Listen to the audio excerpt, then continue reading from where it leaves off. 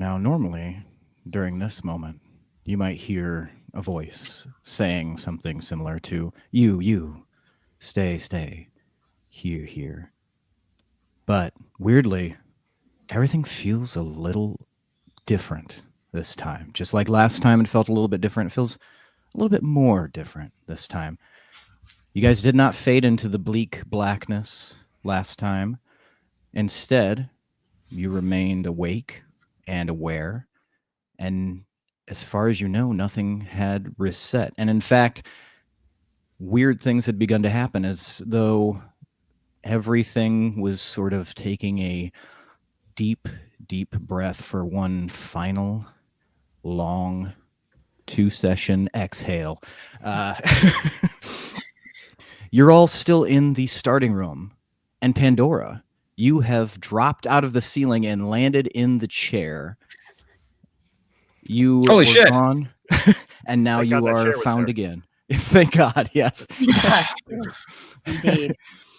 You guys encountered nobody, and nobody gave you this enchanted carabiner that appears to have beaten back the darkness. As far as you know, it could be temporary, it could be permanently, but it did stop things apparently from all closing in, like the end of a Looney Tunes cartoon. So, and then Raffin, you had the picture frame that suddenly got very, very heavy, and a chest spilled out. But yeah, Pandora's back. You guys are back here. The door blew open, and Dana is still with you. Now, as we kind of begin here, you guys do feel as though you have become a little bit more learned, a little bit stronger, a little bit more capable. If somebody were to put a number on it, 9 out of 10, you guys feel right now. Very capable, very strong. And you feel like you might get a little bit stronger eventually. But yeah, you're back. That was a whirlwind adventure you went on, and same likewise for you guys, but different adventures. Yeah, we missed you terribly. Yeah, I was going to feel it. Up and hug you. But listen, nobody was here. Nobody replaced you, though. But nobody replaced you. Well, that's good. Yeah, I suppose. Yeah. I mean, I got it. Yeah, no, but it's true. It's quite literally that's. Van, you explain it. I feel like there's a double meaning in that. Yeah. Well, all you need to know is that nobody was here. Yeah. All right. And nobody was great. Nobody was awesome. Nobody helped. Nobody helped a lot. You can imagine what it was like. But you're back. And you're not nobody. Yeah. I am not nobody. Yeah. No. Few people are. And yes. I know, only nobody. Sorry, go ahead. Pandora, you experienced some weirdness. I don't know if you would like to share any of that with your group, or if what happened? Likewise. It was like a very, very old film before the Technicolors came in. I don't know if we have film, but you mean movie film? A movie film? Yes. There are Chronicle stones in the world that the older ones are in black and white, less color. Yes. So yeah, we call it film. Very disorienting. Made it feel more like a dream. Colorless, emotionless. I missed you, and I could not reach you. Mm. And you were like liminally present. I recall. Like we could hear you. I could hear you. Yes, yeah. Yeah? Yeah. And I have been warned we have one more chance to open all the doors. Something to that effect. We're close. So good news on our end is that we now have a carabiner. Yeah. Everybody needs one of those. Carabiner, a magical carabiner. But if you recall, we kept one of the parts of the keys. Yes. No. Yes. Yeah. Which one? New one? A new one, yeah. Yeah. No. We had to fight this like demon being that we called, what was it? The Slenderman. Yeah, It was Seymour Slenderman. Yeah, but, yeah. Esquire. Yeah. It looks like this. Right, Seymour's his brother, right? Oh, that's quite frightening. Mm. Yes. I love a not- slender man. We also have their. Do we still have their arm? We had their arm. You Who still had their arm? you still have the arm. I have their arm. I don't Van, remember I their believe, still has the arm. That's yes, arm, yeah, not armor, but No, an no. actual An arm. No, it's an arm. Yeah, yeah. Arm and a leg. Just I Is this also- payment for something? I also have a hellhound collar Ooh. that I need to put it on an enemy. So if we come across an enemy, Oh. because So not Dana. in Elvish it says for enemies close the clasp. It was around Dana, so I think someone thinks that Dana is an enemy, but I don't know who that is, and whoever they are is a downright bastard. Agreed. And for that beautiful recap, all of you can go ahead and take inspiration. That was wonderfully remembered after many weeks of of idleness. So, for your reference, inspiration means that at any point you can, if you get, say, you get a bad roll, or if you just want to add a d20 roll to something, you have basically a free bit of advantage. Nice. Rad. So yeah, and then Raffin, that chest is now sitting, still kind of, it's vibrating much like the picture frame was in front of you, Yeah. and it is being a it's being a little obstinate. I will say that it looks instigatory. No. Oh, instigatory. Does it? Does it look instigatory? Heaven forbid. Almost inciting.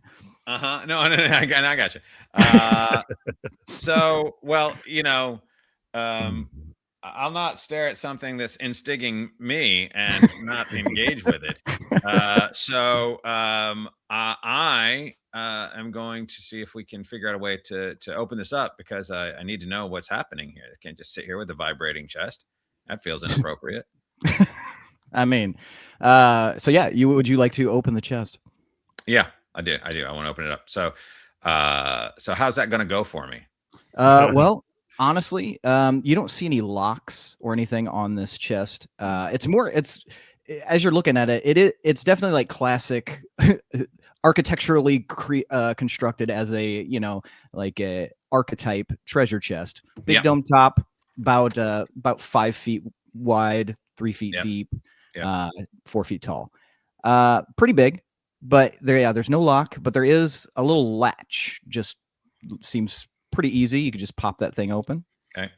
All right, you pop it open, and the lid immediately springs open. Oh God! Light begins to pour out of it, Finally, and light. As it's vibrating and shaking, it spills over, and an individual rolls out of the chest. Holy cats! What kind of person are you going to find inside a chest? Oh. And a human of currently nondescript features tumbles out of the chest. Why would you do this? What? It was so comfy. Nothing had found me. Why? Who? Who in the great green heaven are you? And is nothing somebody, or is nothing nothing? Grace is such a moniker.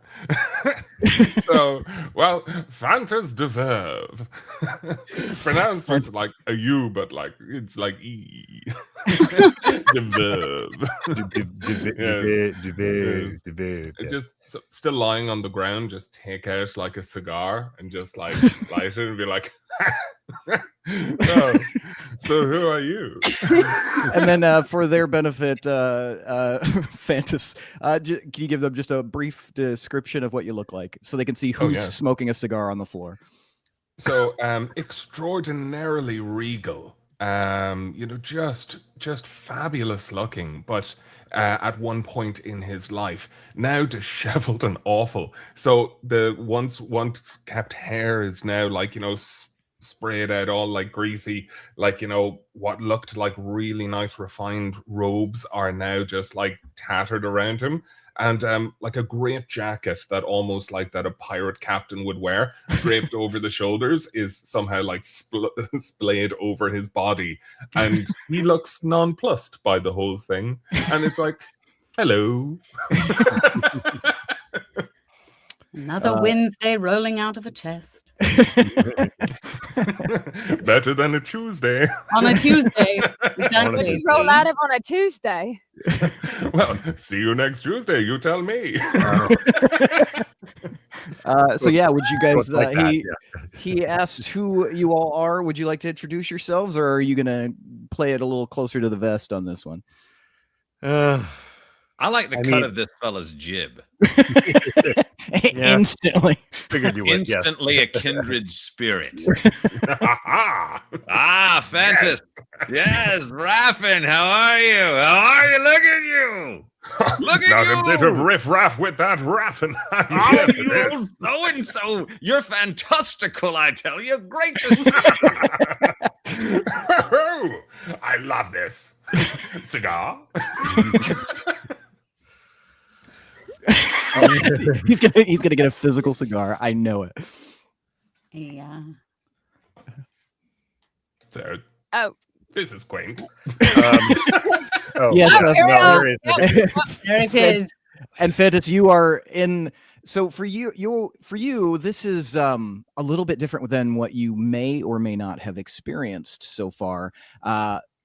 If you had been in a room in this house before, it wouldn't have looked like this. This one seems fairly intentionally designed for specific tastes. Like you can see there's a roaring hearth, there's a table, and it's full of food, and it seems like this is 4 different people's favorite types of food that are sitting on this table. There's books, and they seem oddly specific. Like there's one about like raising cats, there's one about dogs. It's a very cozy environment. There's a window, and it seems as though the window is getting a bit of a patina on it, Pantene Pro V, and as if the weather has been changing quite rapidly outside of it, from cold to hot to rainy to indeterminate.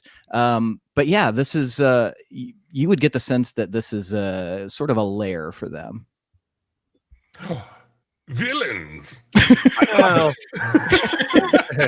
Very Well, eclectic. Remains to be seen. I don't think we've heard anybody yet, but not intentionally, at least. Except for, I guess, yeah, it's possible that everything we've been fighting against was actually the bad guys, and we're actually the good guys, and we're actually the baddies. But who can tell? Who can tell? At this But point, no, I'm definitely not a villain. So good to know. Officiously, what a villain would say, but sure, yeah. So yeah, Van, Pandora, Ilenthi, I assume you also introduce yourselves. Yeah. Yeah. Exactly. What a delightful name. Oh, Pandora, so much easier to pronounce. Thank you. Sorry, I didn't name myself. Yes. I don't pick favorites, but it's Raffin right now. It's and we are all so good with that. That's just yes. Amazing. Always is. I grew up on the streets. I don't suppose I'd fall into the regality in which. Oh no! I stole this. Oh, that's what my outfit is, all stolen. Fabulous. No, this is an unfortunate happenstance. So I was learning Abyssal, and that ruins the vocal cords. Oh, it does. I can attest to that. Yes, you really just need to project. And yes, resonate. Yes. Yes. Is anyone proficient in history or arcana? Yeah. No. I know Abyssal. Ben is. Van's our I resident. I can Yes, speak Abyssal actually. and Celestial and Infernal. So you hear picked it Fantas up when say I that. Yeah. Oh, sorry. I was good. No, that he's starting to speak Abyssal. Yes. Yeah. So you hear that, you pick up. There's only a few reasons usually why people might do Abyssal. Scholastic curiosity could also be one of them. But also pastry recipes, little known fact. Yeah, it's super Excellent, weird because excellent Abyssal pastries. Yes. Yeah, some of the deep people. Some of the most ancient and forgotten gods. Banger moon pies. So you need to learn Abyssal to be able to even decipher those beautiful recipes. But yeah, so you guys are all well met here, and the door is still open, and darkness beyond it. And Ilinthi and Pandora, as you're more likely to be tuned to this specifically, Dana seems to be hiding under the table right now. My butt. Nothing. But her eyes are focused on the doorway. And so you've got this gigantic hellhound who looks a bit trepidatious about that door in particular, the open door to the hallway leading into the rest of the house.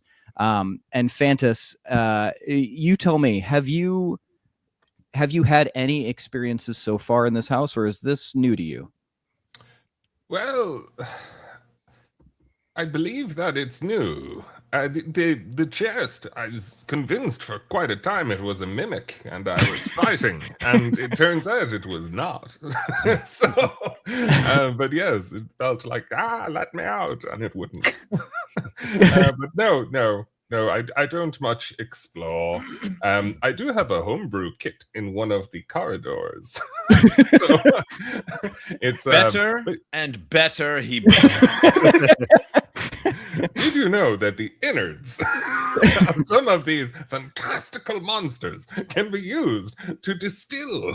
I didn't, but I discovered it. I'm a resourceful man. All right. And then both Van and Raffin, tell me what your passive perception is real quick. I think you both have 13, but correct me if I'm wrong. Mine is 20. Your passive perception is? Yeah. Oh, damn. Yeah. I'll have Maybe to I'm way off. Too much school. Yeah. That's your passive? That's my passive. Damn, dude.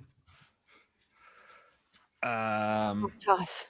Bear Well, with me. it's not the size of your perception. Right. That's true. Yeah. It's how Oh. fat it is.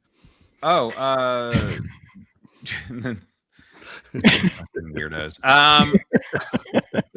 Surprisingly, 19.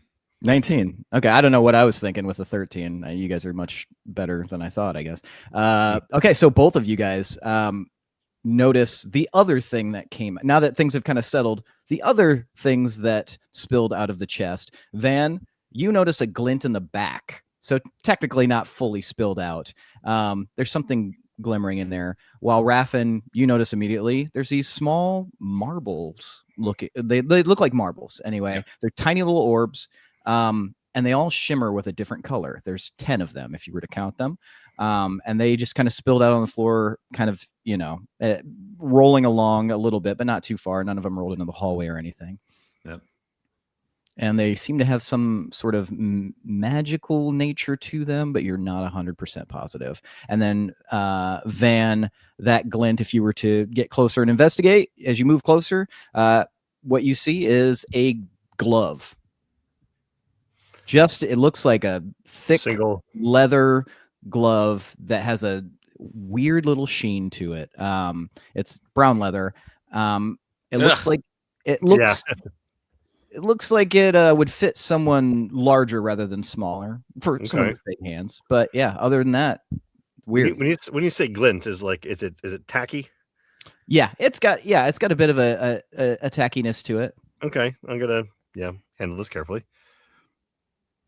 Yeah, you'd need a glove to handle the glove almost. Right? Only I had a glove. Do I have a glove? I don't have a glove. Shame. You put on that glove. As you say that, Van, a glove appears right at your feet, as is the nature of the room. That's lucky. Right. That's what on earth is that? Hold still, it won't hurt at all. So yeah, you put the glove on and you grab the other glove, and then give me your Arcana check, if you would. Yeah, I'm just gonna roll 20. Yep. 15. Okay. Yeah, you can definitely tell that this is magical to some degree.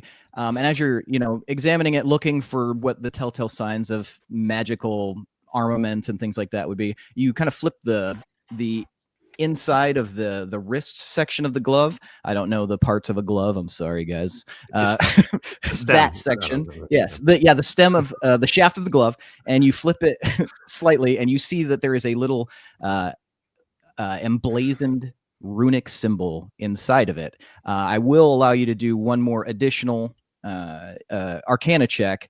If anyone else, it'll be a higher DC, but if anyone else has even partial proficiency in Arcana, you can give the help action. And actually, I didn't add my own Arcana on top of that roll, but Oh, well, it was but so this is 17. Yeah, 17. Yeah. With a 17, you recognize a little bit of it. You think this is like ancient mage script. It could be something about protection, but it could also be something about pudding. You're not 100% positive. It might be the Bluetooth some of those symbol. Yeah, it absolutely could be your connectivity. You could listen to Ariana Grande as you walk through this house. But so right now, not 100% certain what it is. It doesn't seem like it's cursed, though. You're pretty familiar with things that would involve they have a curses. smell to them and taste, but I won't get into that. Yeah, I mean, if you wanted to lick the glove, go Nah. ahead. Nah, I'm not gonna lick the glove. Not in this place. It came excellent. out of the same. This is the glove that came out of the same chest as Fantas. Yes. Correct. Yeah. So I'm not so you don't even know if this is his glove. Oh no, it's true, but it was sir, Mr. Deviv. Did you perhaps drop a glove, a magical, glistening, runic glove? Fantas, looks like a never right hand. seen this. You have, it's a right hand glove. You have never seen it before in your life. Yes, I believe that might be mine. It clearly came out of the chest, as did I. So right, that was actually. I will admit that was my initial thought. How did you be stuck in there and not notice that you were sitting on or standing on or had your face up against? But those little sniff marbles, not mine. I don't deal with that sort of stuff. Just like take the glove and just like put it into the pocket of the great coat and looking at Raffin being like, bye. I thought they were magical jacks. I thought it was like magical jacks marbles. They could very well over here. I've just been over here playing onesies and twosies. It's harder without multiple people. Yeah. You try to get a game together though, and they can line their schedule. Raffin grew up playing with himself, so this is what he knows. This is what he does. Maybe you would like the glove. Starting to explain a lot about the tackiness. Yes. I don't understand any of the things you're saying. Your entendres are single to my mind. Continue. For Pandora, as you're examining how Dana's reacting, you're examining the camaraderie that is clearly building over on the other side of the room in front of the chest. You get a weird little not painful, but it's like a little bit of a zap through your body. It's mild, but enough to be noticeable. And as it happens, everything kind of goes black and white for a second, and then it returns. And the one thing that did not become black and white were the marble-looking things that are on the floor that Raffin is. I assume you're gathering them up, or oh yeah, you're still playing jacks with. Sorry. Oh. Because I'm No, near you should be Pandora, would I handling have those. seen anything physically happen with her? What's that? Because I'm like near Pandora with Dana, would I have seen anything physical like with Oh. that happen with her? Give me an insight check if you would. Okay. That is a 16 plus, where's my insight? Plus 5, 21. Okay, yeah. A master of the humanoid form, Ilinthi. You can read people pretty well. It comes with the territory of your career path, we'll call it. And you see, sort of like a very brief, almost so easy to miss, but a very brief sort of droop in the face for a second, almost like initially when you guys first started exploring this place right at the very beginning, how people's faces would go slack. You notice that, but at such a minor degree, just like a micro expression, but you picked it up with that 21. And so you did see that something clearly happened to her for a moment. Okay. Pandora, you all right? Yes, there's something off with Raffin's marbles. I mean, we all knew that, but like, you mean that physically or mentally? Wait. I've lost one of my marbles. It's slowly rolling across the floor. I've got it back. I scampered. I got it back.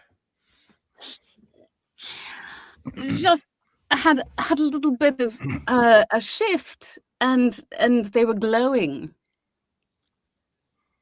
Weird. Nothing else. Just the marbles. Okay. So I don't know if we ought to be touching them. Raffin. That ship has sailed. Well, He has a three in his mouth right now. That's very much a little bit of closing the barn. Closing the barn door out of the after the marbles have already escaped, but all right, I'll put them down until we can do a better investigation of the circumstance. What exactly was it that you saw when you say glowing? I mean, everything else lost all color except them. They're the only ones saturated in color still. I mean, you can cast detect magic, detect evil and good, if we can be, more certain. That might be good. Yes. I'm happy to. Okay. Which one though? Evil and good, if we're pretty sure that is up to you, my friend. If we're pretty sure it's magic, are we more concerned whether it is magic or not, or whether it's evil and or good? Evil and good, I feel like. Yes, sure. definitely. Okay. Casting. Are we going to have to quarantine Raffin again? Yeah. Let's find out. Again? Damn it. I sense a story. So Van, when you cast detect evil and good, you don't, within 30 feet of you, you do not get the sense that there is an aberration, celestial, elemental, any of those within that radius. However, you do see, because one of the other properties of detect good and evil is to see if something's been magically consecrated, you can tell that these marbles have been magically consecrated. So they've been magically consecrated. So they in essence, they are sacred in some capacity, possibly holy. Okay. But Holy they do not give you any Holy of the marbles, evil. Batman. Exactly. And then just I'm so glad somebody said it. Like, thank you so much. And then for your reference, there are 10 of them, and the color scheme is red, orange, yellow, green, blue, purple, silver, black, and then you've got one that looks clear and one that looks white. And Raffin, since you've been handling them, the red one it felt so right in your hand when you were holding it. You were like, this is the winning marble. There's something about this thing. Yeah. That's true. You're right. I did. Are these affinities? Are we looking at? Yeah, Thanos is about to bust in there. But yeah, I have his glove. And this is the marbles all over. That's why they're sticky, so you can just stick them. And this is my marble. This red one is mine, and I will keep it close to me. You know that in your heart of hearts, this is your marble. Yeah. In fact, I might, if someone were to try and take it from me, I care for it so much that I would carve my own chest can open have to it, stuff Rappin, I it promise. inside You're my fine. aorta. You're fine. You can have it. Yeah, that's all yours, dude. Is there other colors call to the rest of us at all? If you were to take a moment and investigate, yeah. So Pandora, the unsurprising, the blue one, it calls to you. Yeah, right. Ilinthi, the silver one, calls to you. And Van, the I don't think there's going to be one that's good. Purple. Oh, calls yes. to you. Except for the purple one. Wow, And- you all seem very compliant about colors matching you specifically. This is odd. Fantas, the black one, very much appeals to you. Right, you know? Now you feel it. Now you feel, yeah, feel that. Yeah, on closer examination. So so we have 5 that are picked. Maybe we should hold on to the others in case we meet someone else along the way that a marble might, connect with them. Do you think there's going to be an opportunity when we get to meet up with all the people we've met along the way? I didn't say that, but maybe. It's possible. It could be. Either way, I think it might be important for us to carry him with us. Okay. We need a bag or something. Yeah. We could put them in the glove. I have a backpack. You want to just put it in my backpack? What glove? just take out the glove and being like, That's a I boutonniere. apologize. Right. I offer the glove to Pandora and being like, it's vibrating against my chest and that's freaking me out. You can have this. I knew it. I knew it wasn't your glove.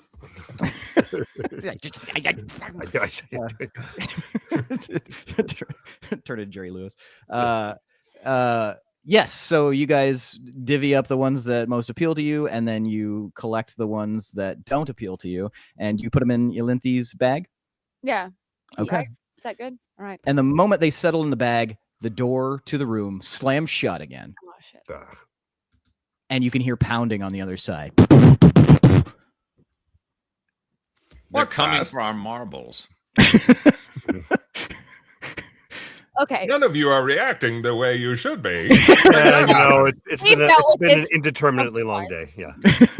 We are inured to the chaos of this. Oh, weird shit happening behind the door. Oh my God, again. Yeah. Could it be our other friends are trying to get in? Because I couldn't get in before. That's true. I was banging on Do the they door. have voices? Because they could use those instead. You don't hear any voices. You just hear Okay. insistent, urgent, So almost. who's there? All right. I like that. That's a good tactic. I don't like that. Real quick, before we deal with what's behind the door, Pandora, you stated that we only have one last chance. That's what you heard while you were away, right? And we have to open all the doors. Something that's been bought. Okay, so Van, you have the carabiner, right? You do. Yep. I do. Yes, I do. Yes. Mhm. Yeah.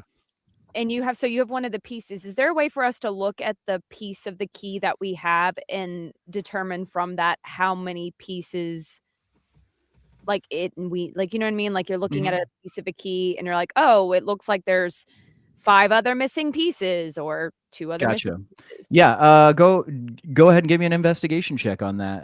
You can have it with advantage. I just want to see exactly how much information you're able to glean here. We remember the ones that we've found before, right? Correct. Yes. That's why you will have Okay. advantage on this. And go ahead. You said investigation, so +3, so I got a 16. And did you roll with advantage? Okay, 16. Okay, that pretty good. You have seen the different pieces before, and so you start to kind of construct a mental map, a mental blueprint, if you will, inside your mind. You see this piece, and I have seen this. This is a new piece, and then you start thinking about the other pieces you guys have held, and you believe that there are 5 total pieces, and that you have seen all of them. Okay. Yeah, 5 pieces, right? Because there's one in each of the 3 other rooms. We haven't been inside the red room yet. Correct. And then But there was he's going to open the red room, correct? That's what I was thinking. Is that theoretically? Wait, that's the thought.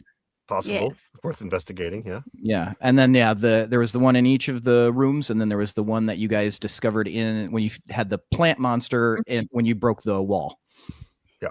Yes. All right. So we you need know. to go get them. Oh yeah, there was sorry, Fantas. There was a plant monster we dealt with. They may come back. No. They come back, but we know how. We're pretty solid on it by now. Of all of the 20 questions I have, plant monster, not one of them. Okay, like, let's just figure this out as we go. I've got my marble. I'm happy. Well, I just know that we're going to have to face whatever's behind that door in order to get the various key pieces, but I wanted to kind of come up with a battle plan while we're in a quote-unquote safe zone. Yes. Right. Fear not, I am extraordinarily competent, I believe. Yeah, you say that too, and the room gets quiet, as assumedly as if waiting for an explanation. And Dana goes. Dana does do a little like confused cartoon whimper. So can I do a cartwheel?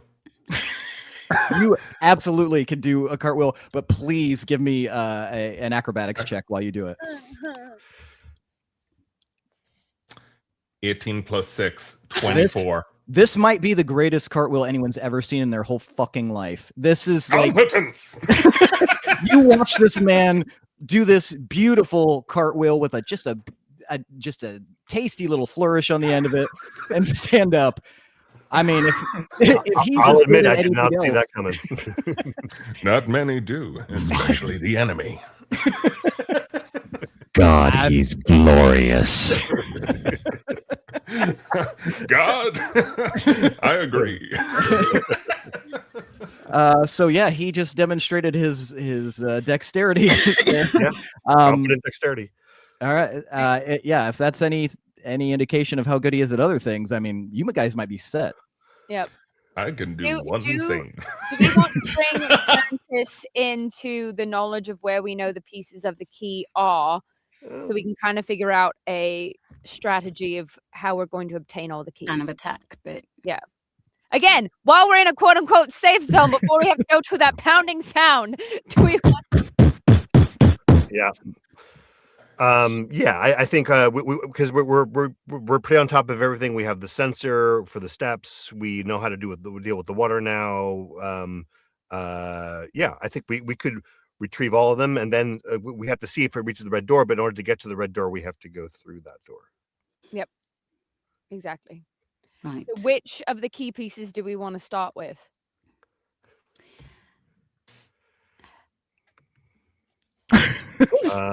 Not everyone at once. Well, what's we got the bird, right? Yeah. The bird is in the blue door. Monster. Yeah. Mm-hmm. And then we got the plant. Yeah, there's the painting. That's past the butler. The butler. Yeah. The butler whose name is. Oh, this is really the important thing to remember about the butler, isn't it? Yes. And I actually have to look at this. Everything you have that written down. Tiermo. Guillermo, yes, of Yes. course. Guillermo, yeah. Yeah, Guillermo. Guillermo. Sorry. Yeah. Not Guillermo del Toro. Gotcha. That would be weird. Guillermo del Goro. Right. So we have the bird, the plant, the mimic.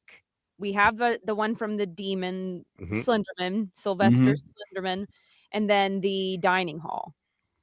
Correct. Right. With the slimes, yes. So do we want to start upstairs and then work our way around downstairs? Once we get past the banger. That, I mean, obviously. Yeah. Yes. That's the given. If we're all still alive, that's right. fine. Right. No, that's kind of what I'm saying. I'm like, awesome plan. Listen, with Fantas's dexterity, I think that we're going to be great. I agree. I never felt safer in this. Combat cartwheel, go deploy. You thought that was dexterity? No, that was sheer force of will. Well, if that's what you get with sheer force of will, then the most spectacular cartwheel. I feel very confident in your abilities. If I get us all killed, I apologize now. Well, you can apologize after. It's so much better. Just give me 1 sec. I'm going to turn on my fan. It's quite hot in here. No worries. It's That's getting hot in you. here. I'm also going to take a moment to pet Dana because she seems stressed. Oh, this is our Hellhound Fantas. Oh, I've noticed immediately. Oh, yeah. It hasn't attacked, so it is still alive. She's a good girl. Excellent. Is she threatened by the Still pounding. pounding All on right. the door? Yeah, she seems to be receding a little bit behind the table. She calmed down for a moment when the door closed, and then the pounding is making her kind of back All right, up. when Pandora called out, who is it? Just more pounding? Any kind of sound? Anything? A single, deeper, like heavier pound, and then it went back to the urgent ones. So just more pounding. Yeah, just more pounding, but just like less pounding away, more intentional. Mm-hmm. All right. So, I mean, is there anything else we should do before we? I mean, I don't want to go towards that sound, but in order to maybe, hopefully, one day get out of this place, period, I think we have to. I don't think we have much choice. Yeah. No. So. I mean, we could go in swinging. However, the knocking implies sentience rather than just it's having different patterns. So we don't necessarily know it's going to be something that we're going to have to then fight one by one. I mean, we could all you do. prep a weapon, and I could always charm as him. I have in the past. Take one for the team. I could use Dimension Door, zip out there, see what's going on, and then zip back and report. That might be a good idea. Yeah, I like that idea. Bring your marble. Yeah, I will. Well, the marble gives me strength. You do kind of feel like it's giving you strength. It's definitely giving you something. Je ne sais quoi. Something. Yeah. No, I don't know what.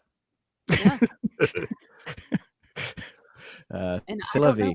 Does French exist? I mean, that's life. I don't know. Yeah. A version of French exists in this world. It is called le tu. And it is just a beautiful country that is, full of, rolling hills and verdant countrysides and cheese, wonderful cheese. And they're very, very particular about their cheese. Okay. Quanta Pompin. All right. So with this, with Dimension Door, I just had to check here real fast. Yes, as long as you can properly visualize what that hallway looks like, you would be able to go where you can't. I've been out there before, right? You have times, many times. Yeah. All right, you're gonna cast Dimension Door. I am. Okay, you cast Dimension Door, and what section of the hallway are you going to? Well, as far down from the door as I can. Help me remember exactly the state of disrepair that we are in outside of this door, because it's fucked up. Last you looked, it was the hall was like full of like moss and like some growth was happening, and it was a straight shot about 50 feet, and then when you turned, it was like a clear edge of where 3 inches of water began. In the next one, in the next hallway leading to the donut shaped hallway. So you've got about 50 feet of like kind of a decrepit looking overgrown hallway. Yeah, so what I'm gonna do is broadcast myself to where I'm just sort of hiding behind moss so that I can sort of peek out and see. Okay, into the foliage. Gotcha. So you position the Dimension Door. You visualize an area like a heavy mossy area in the hallway, and you appear through Dimension Door, part the moss, and you look and you see, first thing you see is that it's very fortunate you did not try to go to a specific spot on the floor. The floor is 10 feet lower than what you remember, and now appears to be glowing with hot coals. Lava. And so floor is very nearly lava. The second thing that you're noticing is that at the door on the other side, you see a small form clinging to the frame, and their head is wrapped up as if they had burns or something like that, but their mouth is covered. So you don't believe that this individual could make any noise from their mouth that you could be heard through the door. And even right now you can hear kind of like a but you do recognize it. Specifically, Raffin, you recognize this form as the Goblin Misery is clinging on, dangling above the 10-foot drop onto these hot coals and doing everything in his power to pound on that door. Shit. What happened? Look at that. All right. Yeah, what? Well, now that I've seen it, I can zip back into the room and report. Yep. All right. What did you see? Yeah. Well, imagine like a bat, but it's not a bat, it's a goblin. Okay. And imagine that the goblin is hanging and like a bat. I was trying to think of things that hang. And and the goblin is pounding on the, but it seems to be trapped up. And also the goblin's upside down? The upside with the upside down and the banging. With hanging vertically. No, don't take the bat thing so literally. Hanging, listen. You led with bat. Listen. I'm not following perfectly, Ralph. I'm following perfectly. Thank you, fantastical. And so he's banging. But here's the thing that I think is more germane to this conversation. The floor is no longer a floor. It is now a sunken cauldron of coal, burning hot coals. So we have that. Sounds like the goblin might need help. Yeah. It does seem that way. Is this that goblin from the dining hall? Wasn't it the dining hall that we ran into him? Correct, yes. Goblin Yes, Misery. it's the dining hall goblin. It is the goblin of the dining hall. He wasn't a bad guy. He kind of helped us. As goblins go, it's all right. I'm going to go to the door and open it. Okay. You open the door and you see this form clinging down near the edge of it, looking up, face wrapped. You can see underneath that, since you're so close, you can see there are burns on his face. And one of his eyes is kind of swollen shut, but that doesn't look like a burn. That looks like some sort of impact. But he's clinging. And the moment the door opens, he like scrabbles in and rolls onto the floor as he's heaving. You assume that means thank you. Yeah. Now that the door's open, everyone can see what I saw. Yes, everyone can see what you saw now. And there is a roiling heat coming through. The roiling heat coming through. Okay. Did somebody open the red door? I mean, not me, not us. Me. Right? No, I promise. And I don't think the red door is not necessarily like the equivalent of the blue. We took a chain off of the door that was connecting Dana's collar, so we did do that. But we've seen inside the red door. It's not like the blue door where there's endless water coming out. It's a room with a boiler inside. Oh. And that is not what you experienced, Pandora, in yours, but that is true for what they saw. All right. Can we ask our little friend what happened? Well, does anyone have anything for healing burns? Yes. But probably we need to. I have medicine. I'm proficient in medicine. So that would sort of allow you to do any like kind of mundane, non-magical checks to see if there's anything that you could do, and possibly see how bad his wounds are. All right. So if you'd like to give me a medicine check, I will 100% allow it. Fantas literally shows up and he's like, "What the fuck is?" Yes. I could have been in a chest. Oh, we heal the XP. Wonderful. That's an 18 on the medicine check. Okay. Yeah, Pandora, I don't know where your expertise comes from, but you get a very clear idea immediately looking at everything. You've seen burns plenty of times. You don't know why you know that, but you have definitely seen burns a lot. And you see underneath here, he's definitely got at least second-degree burns, maybe a third-degree burn on his arm. But the way that his wrappings are tied around his mouth, they're they're too tight for what you would do for a burn, and they don't look like they were tied by him. They look like somebody else definitely tied this. This is not a medical sling. This is not a medical tie on these wraps. Right. So despite his appearance, that appears to be not part of it. All right. So I would think we need to get him out of that. That sounds very uncomfortable. He nods. Does the knot look like it can be untied, or like the knotting or tying that happened? Does it look like that could be untied? It looks almost Gordian in its in the way that it is. Like it looks as if it's been calcified and intentionally made to be very, very difficult to untie. However, it is fabric, so that is the. You slip a dagger in between. It kind of looks like you could, things? Yeah. Okay, I probably could try that. Okay, it's very easy. It doesn't take much at all. You just kind of slip the dagger behind the knot. It is cut, falls to the floor, and so do the wrappings.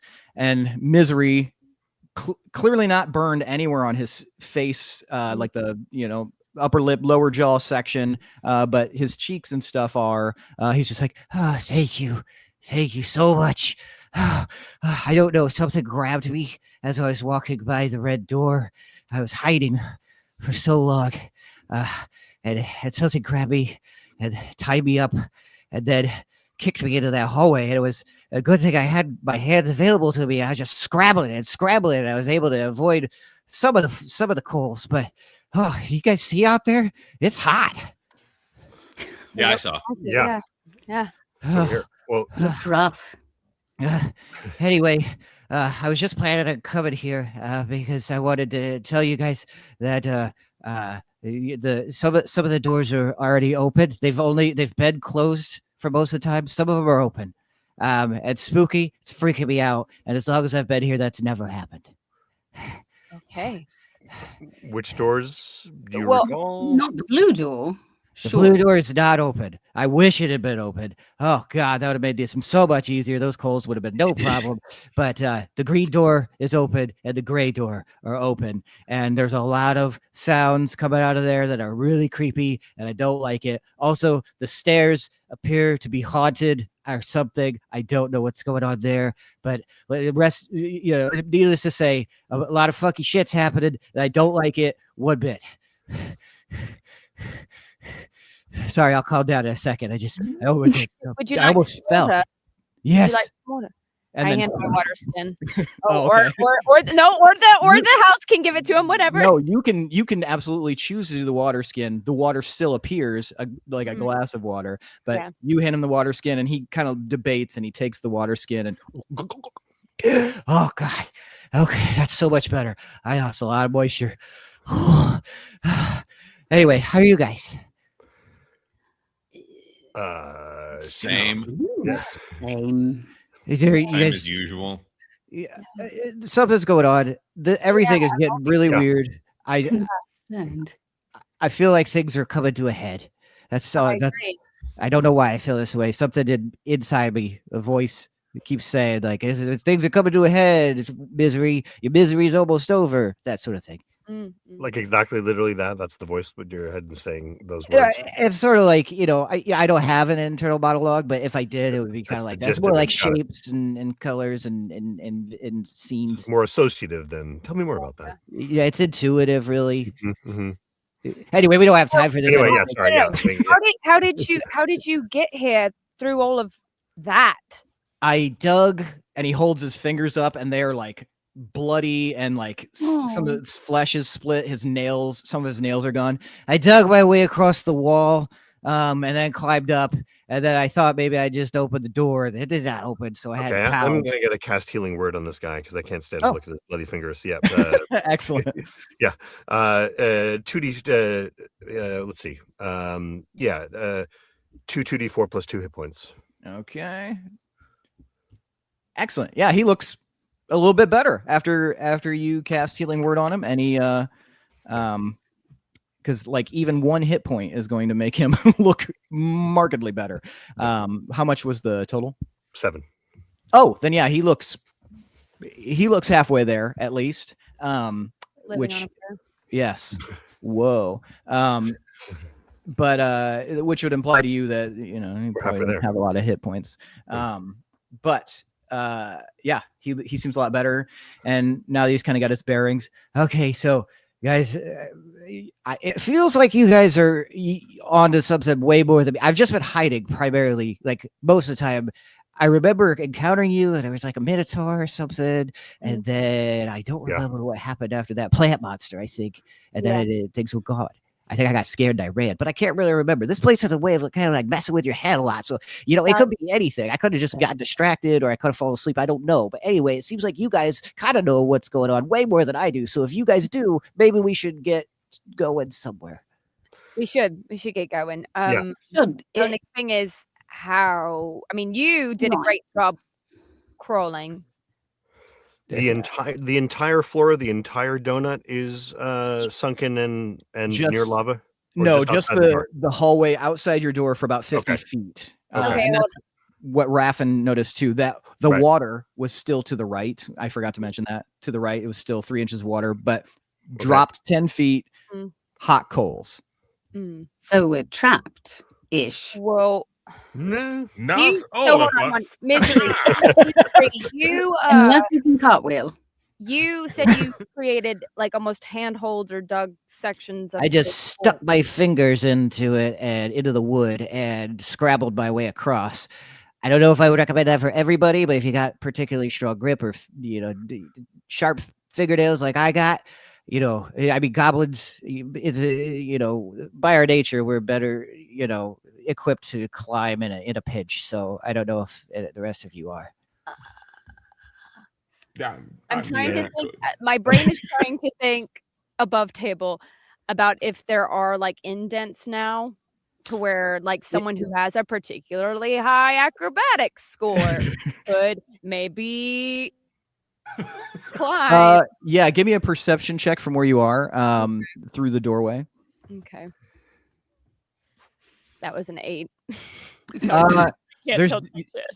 There's definitely holes from where his fingers pierced, but you don't know if that would be something that's you can't figure out without getting closer. And I think Fantas would absolutely, while walking with the greatcoat, just go to the front of the door and then just like throw the arms back to just like because as a monk he needs to be unarmed. It's just like, who would like a piggyback? This could go one of 2 very hilarious ways. Would anyone like to climb on Fantas's back? Raffin. Oh, I'm there. I wouldn't dream of getting between this. I was hoping it would be you. Marble friends unite. Black and red, back together. All right, so Raffin, you climb on his back. Barely even a burden. He feels strong beneath you, I know. You know what? His shoulders feel dangerous but supple. Yes. Inviting even. So what are you going to attempt to do, Fantas? So what's going to happen is I would like you to know, voice in the sky, that I chose lucky as a feat, and I am going to ensure that Raffin has a fabulous experience, at which point I'll be tired on the other side, so that I don't have to potentially fail. I'm going to use every lucky die I have to make this work. Excellent. So, acrobatics predominantly, I believe. So yeah, or if you'd prefer an athletics check, but I was going to see the stones that are like in the hot coals. I'd 100% do that. Maybe I have the because I'm open pan, I have Step of the Wind, so I can use the dash action as a bonus action. So I can probably just You could easily, you could easily cover 50 feet with that. So it's really about the deployment method that you think would be the most interesting. I think that if we were getting into the technicalities, and I want everyone to see that I'm more than likely calculating this with whispering, and it's like, a pirouette, just like, I think a somersault here, and oh my, yes, it's the angles, it's perfect. I'm going to go for I'm going to run up a wall. And then just turn it into an absolute somersault with a flourish to finish. Excellent. So like a wall run on the side, is that what you're going to do? Yes, I believe a wall run to the side. Excellent. Okay, so Raffin on your back, and you take your first little jump on and to go to do a wall run, and give me an acrobatics check, please. I'm using my lucky. That was a 26 first time. Oh, excellent. So a 26, right away. It's like Spider-Man over here. He just jumps and immediately feet on the wall and begins running with Raffin on his back. The rest of you are watching this. You start to feel a little bit of a slide as you're running, but you can switch to the other wall with a pirouette over the top if you'd like to do another acrobatics roll. I probably would love to do another acrobatics roll just so I could just turn in midair to look at the goblin to be like, you're useless. All right, go ahead and give me another acrobatics check, please. That is a 21. So yes, a perfectly executed wall run. You leap, blast the birds, do a pirouette on your. You do so good that on your back, Raffin is just like proudly, like just holding on, just looking completely majestic. Yeah, smoke from his cigar. You land on the other wall and begin to run, and you get all the way to the end. And then just give me a performance check at the end to see what it looks like when you land. So can I make a request here? Absolutely. My performance. So can I have Raffin help with the performance? Raffin, if you would like to do the help action, you could. You will have to describe how he helps, or Raffin will have to describe how he helps, and then you can roll with advantage. How I help? Yes. So he's his ending flourish. Absolutely. So what happens is I flip forward, cigar smoke trailing behind like the tail of a comet as I hold onto his shoulders, bounding over the top of his head, then grabbing his arms. And in that one moment, he holds me out straight like I'm flying in the air like a bird, then places me delicately onto the ground. We both spin simultaneously and finish with a... And it's perfectly side profile too, so everyone can see this. It's like a Wes Anderson frame shot, perfectly in the center. Go ahead and roll with advantage. Oh, thank God! So thank God for the the advantage, because it would have been a 4. So one of us would have been yeeted into that pit. So it's a 19, thankfully. Oh, it is marvelous. You guys watching at the end of the hallway are just like, it's beautiful. Like you've never seen anything like it. Even Misery, who was very rudely flipped the bird, seems to not care because he's just suddenly like, yes, bring my coat, Devolve! So now you guys are at the end of the hallway, facing the hallway that leads to the donut-shaped hallway. 3 inches of water that just begins, like as if it just was set down right there in the hallway. And then you can see first up, Raffin, since you're familiar with this, the green door is open. You can see the door is just wide open, and you guys can hear sounds coming from it. The rest of you guys, what would you like to do? I would love it. You go ahead. No, go ahead. I was going to say, if they could open the blue door, it would be lovely if they could put out the fire, and then we can tap dance right across. Perhaps. But it holds all the water, so it might be good in order to deep we could swim across. I think we need just enough water to coat the bottom, but still have someone able to flip the portrait. Yeah. Yes. And there's 2 of them over there. Hold on, I have okay. There is 2 of them. That is a good idea. One other thing that I was curious about is Dana is a hellhound. Can Dana walk across? Oh, that might have been something to. You may try to figure that out. If you would like to maybe urge Dana forward and see. I can speak with animals. That's even better. There you go. There you go. I don't know what I have to do that, but Is it the speak with animals spell? yes. Okay, I believe. Let's just look it up. But I believe it's just as long as it's not resistant, it should be fine. It might be of a certain intelligence level, which she will clearly pass because she's smarter than the average dog. Yeah.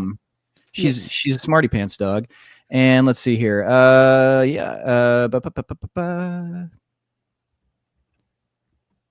There's no real issue as long as it's not limited. Their intelligence isn't limited. And so, yeah, you can just cast the spell. What does it look like when you cast the spell, Pandora? It's like little word bubbles come out of my mouth and go bloop, bloop, bloop, bloop, bloop, bloop, bloop, bloop, through the air to Dana's ears, and her little ears perk up, and she goes, and then she hears what I'm trying to ask her, that we want to know if she will be safe to cross the coals, and then she goes, oh! And then a little word bubble comes out and it goes bloop, bloop, bloop, bloop, bloop, bloop, bloop, bloop, bloop, over to me, and I say, yes. The response is, I am unafraid of heat. Heat does not hurt. Oh, what relief. I am afraid of thing in coals. Thing in coals. Quoi? Okay. Okay. Well, Just turn to Raph and be like, I think they're talking to the dog. Not sure if they're on their way. Hold on. We don't need them. I want to check out the paddling pool. Did you see that? Here's my thing. Like a lazy river it is. Van and Pandora, you guys have both spells that are like anti-heat, right? Like I have control flame, but it's only a 5-foot radius. I have control water, same thing and fine. All kinds of ice and snow and sleet. Yeah. Yeah, that sounds more like so how I forget how big actually is Dana? Like giving you like an estimate, roughly mastiff sized. We'll say Neapolitan mastiff because they're the largest dog by mass. So we'll just assume not large enough to carry one of us across. Maybe possibly the goblin, but not one of us. Yeah, I mean, it really depends on. I think elves are lighter in general. So maybe you, and almost definitely could take Misery, but Misery seems like he's pretty comfortable in this room at the moment, so that might not even be on the docket. Making a cocktail. Yeah. He's over there. He's shaking it up. He's just like, everybody ever had a goblin rub? Because I know how to make a dark and bloody. Nice. Whoa. Why do you mention this now? Because you're over there and flip me off. You little shit. Well, maybe he'll flip me off next time. All right, so you are so lucky I'm not ranged. Thing in the cold. How could we? I don't want to lure it out. I know. Would be good to figure out what we're up against. Well, I'm curious whether. So I also have dash, and I'm thinking like the coals and how people run across the hot coals. If Dana and I run quickly, if it could possibly, if you like stood on the like edge, ready with your powers. And we ran, if it might lure it, and then you can. I'm probably overthinking everything today. There we are. This is new suggestion, peoples. How about you give it a go, and if Yeah, I I know. see you're failing, I will rush to your aid and throw you to safety. Perfect. All right, sure. Do we want an ice storm or a sleet storm? I mean, it's kind of 6s and 7s, yes? That sounds good. Ice for my feet? Not great. Good luck with that. Well, we can try that. Right. All right. So I think, Dana, are you feeling brave enough to run across? Seems trepidatious, and then kind of indicates, Yeah. we'll do what you ask. Trust you. I'll be with you the whole time, I promise. I'm not leaving. My little Dana girl. All right. So she stands up to her full, broad height and walks very slowly to the edge of the door and then looks over. All right. On the count of 3, Pandora, are you ready just in case? Yes, we're going to let it go. Yes, we are. All right. 1, 2, 3. And Dana leaps into forward, and you could already see she's kind of her muscles are coiled to start running, and lands in the coals. Doesn't seem to bother her, and then she begins kind of like making her way as fast as possible. This does count, despite the fact that she's unhurt by it. It does count as difficult terrain for her, however. So she's not going as fast as she might have if it was just flat ground. And that's when you hear as stones begin to be pushed aside behind you, Linthy, and you can feel intense heat behind you as a tendril of flame seems to shoot out from the coals and go right toward you. I will give you and Pandora, well, really anyone, you guys can have a free action at this moment, because this is part of a larger whole. So go ahead. I would like to throw Ice Storm into the. Let me see. I'm trying to figure out which one's better. It's like 2 foot, 20 foot, and it's 10 feet deep. Yeah. Yes. But I don't want to hit them. Correct. So if it's a radius, you could pull it closer to you. That way they're outside of it. All right, cool. Move back. Ice storm.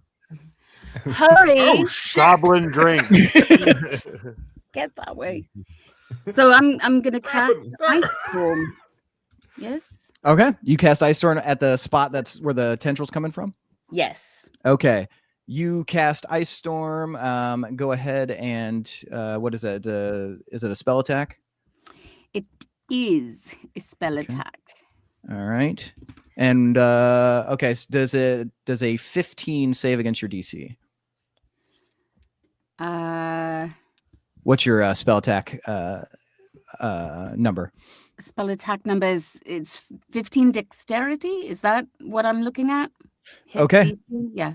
Yep, that's a hit DC. So did we decide that tie goes to the defender or to the attacker?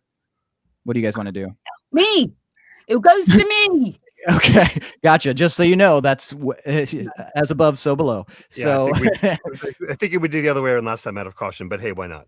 Yeah. So attacker, tie goes to the attacker. So yeah, you are able to just barely hit with this Ice Storm. So go ahead and roll damage.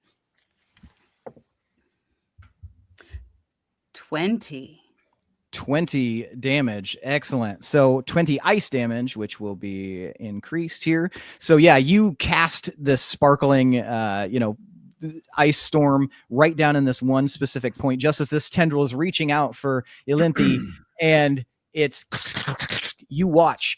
This is not how normal flame reacts, but you watch as the ice sort of goes up the tendril and freezes it in place for a split second, and steam starts rising from it, allowing Ilinthi to essentially get further along. And because of the shifting of the rocks, you actually have about 5 feet of space that you can used to kind of like propel yourself forward a little bit more. And there's the rocks have started to build up from where they shifted, almost creating a sort of ramp that goes up. Yay. Cool. All right. So do you start climbing?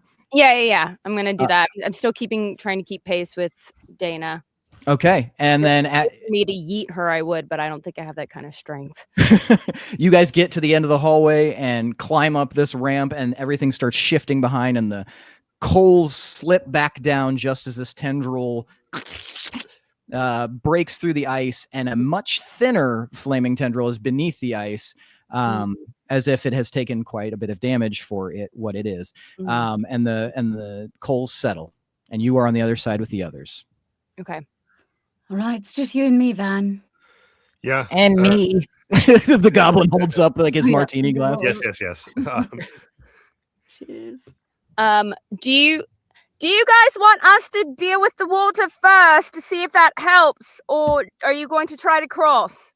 Bring the rum that he mentioned.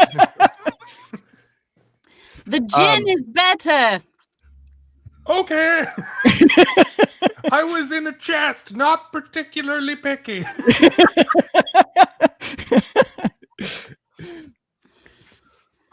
All right. Let's What have are you the doing? bring the water. We'll bring the rum. All right. So I'll turn to you because you did mention the goblin did mention there was something weird happening on the stairs. Yes. Haunted, I believe. Yeah. Yes. Also, there's a hole in the middle step. You got to watch that step. Yeah. Which has remained. Yep. Raven fell in there once. Yeah. So There's 4 of us, 3 and a dog.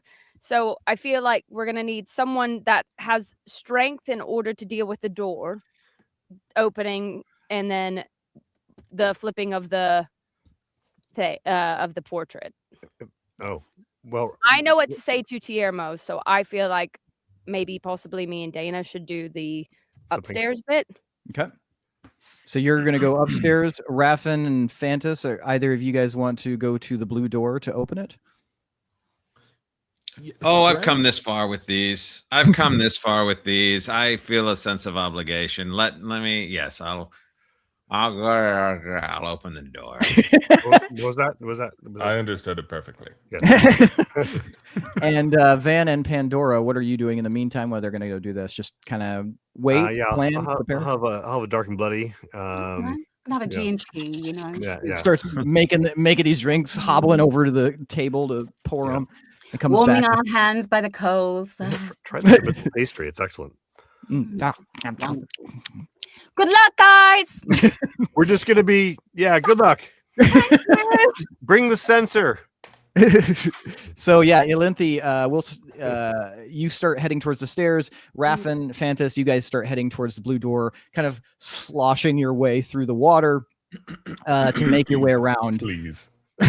Walking on top of the water to make your way around and making no sound as you do so. Just and you guys make your way to the blue door. Ilinthi, you get to the stairs and you don't see anything indicating haunted.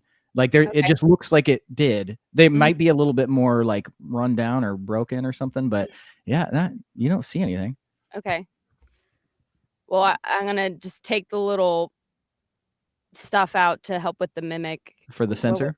The sensor, and then start going up the stairs carefully and cautiously. Okay. Are you still on Dana's back?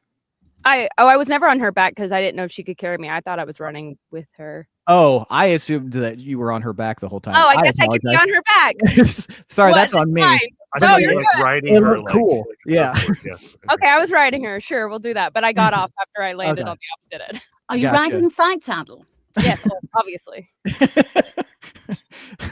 So you start carefully making your way up the stairs. Dana's head is like flicking, from side to side, as if looking, sniffing, not making noise though, just cautious. You get to the top, nothing happens, and you make your way through to the laundry room. Fantas and Raffin, you guys make your way to the blue door, over the top of the water, and it is indeed closed. And hanging from the front of this door, Raffin, this is, I mean, Fantas, this is going to be completely new to you, but Raffin, this is new to you. There's some sort of ward, charm, pendant of some kind hanging off the front of the door. Looks like it's crafted of wood, and it's got a wave symbol on it, but it seems to be nailed in much like the chain was on the red door earlier. And just kind of hanging there. But other than that, there's nothing crazy weird or different about it. And Elinthi, you know, that's strange. Elinthi, the most strange part is as you enter the laundry room, you find the corpse of Tiermo. No, he did. He appears to have been stabbed. Oh, so there's no weapon, and he looks as though he was taken by surprise. His mouth is open, his eyes are open. What does that look like? Oh no! And, now I get it. Yeah. That actually cracked my jaw. Doing the laundry. And you see that his finger, his index finger is pointed out as if he had been pointing at something as he died. By process of elimination, it was Misery. Because that is the only other person I've met. I just because what I would do is I'm gonna try and follow the line of sight from where the pointer finger is directed at. Yeah. So you do, and it looks just like it's pointed at one of the laundry folding tables, like where the laundry is folded. Mm-hmm. One of where the white napkins are folded specifically. Okay. Is there like that's it though? There like is it it's a folding table and there's laundry there on top of it? And it's up against the wall. I'm still gonna look at it. Okay, give me an investigation check. Van and Pandora, while she's doing that, you guys are just enjoying your drinks? That is 21. Or no, 22. Yes. Enjoying, but also like thinking like very like concernedly about the fate of our friends. Thoughts and prayers for sure. Yeah, exactly. I just hope they didn't run into any dead butlers. That would be awful. Yeah, that would be a bummer. We're with you in spirit. Yeah. Unfortunately, he no longer With is. spirits. Elinthi, was that a 22 you said? 22. Excellent. Yeah, investigation, you're looking around and the table, the others seem to be bolted into the wall. This one does not. And if you move it slightly, you can see that there is the thin outline of what looks to be a small, maybe, 3 foot in circumference secret passage against this wall. Goblin sized. Interesting. Oh no, and you're alone. I want to come help. I need to do the job of turning the portrait first, but I will be coming back there. Okay. All right. So you make it into the bedroom because I can't communicate with them downstairs very well, and if they open that door and it stays open too long, everyone's drowned. So. Don't worry, we haven't opened the door. I don't know that. I would just like to say that I would be looking at Raffin and being like, so, dimension door. I'm wondering, wouldn't it be funny just to open the dimension door in front of the body of water that rushes out and just have it, I don't know, redirected to where they're enjoying drinks without us? The pettiness is real. Like, oh, this is an interesting solution to fucking with us. Yes, okay. Yes.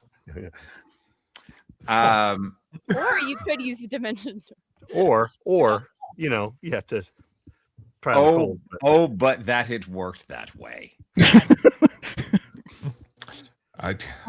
It was worth a try. No, I know. How can we do this? Let's figure out how to do this. I am going to go while they're discussing this through to the bedroom, underneath the bed to the portrait, and then I'm going to tell Dana, go bark at them that we're ready. Okay, and Dana runs to the edge of the stairs, and as you guys are debating how the dimension door situation would work, you hear Yolinthi's trapped in the well? Good boy. To the best of your ability, you might be able to discern that is the signal that she's ready. Raffin, anyway. Fantas, you can believe whatever you want. Yeah. She's ready. She's ready. All right. Very good. Then I suppose it is incumbent upon me to open this door. Is there like any sort of stalactite, like stalactites or is it a smooth sort of surface? It's like a slightly rounded ceiling up here. So yeah, it's basically like wooden walls, stone floors, stone ceiling. Okay, so with grooves in the would there be any sort of like grooves for like handholds? Oh yeah, definitely. From where it transitions from wood to stone, for sure. So rather than essentially standing in front of a door that's going to blow water, I would rather just hop up to essentially place my feet on the edge of the top of the door frame. So that when it comes out, I'll be able to just essentially extend my body to full to force it closed. Because I'm not very strength, but this is essentially trying to use my body and acrobatic ways. Mm-hmm. Yeah, leverage. Mm-hmm. Yeah. Just give me an acrobatics check and hop on up there. If you pass a 10, I do not. I get an 8. So I. Oh wait, no, sorry. I should be very honest here. I got a natural 1 plus 7. Okay, so a natural 1. So. Well, that's very bad. So, Raffin, as you go to grab the door, oh dear God, you watch Fantas hop up, and maybe it's kind of moist in this hallway. There's a handhold, Fantas. It probably it could be a myriad reasons, but it was a little slippery. So the moment you got up there, you went and entered midair as the door is pulled open. And Raffin, I need you to give me an athletics check real quick. Okay. I'm sorry. No, this was the last thing I wanted. Fear not. 15. 15. So Raffin, you are holding onto the door, and it's like moving you. You don't you are just barely holding on. For Fantas with disadvantage, can you give me an athletics check? Yes, I can.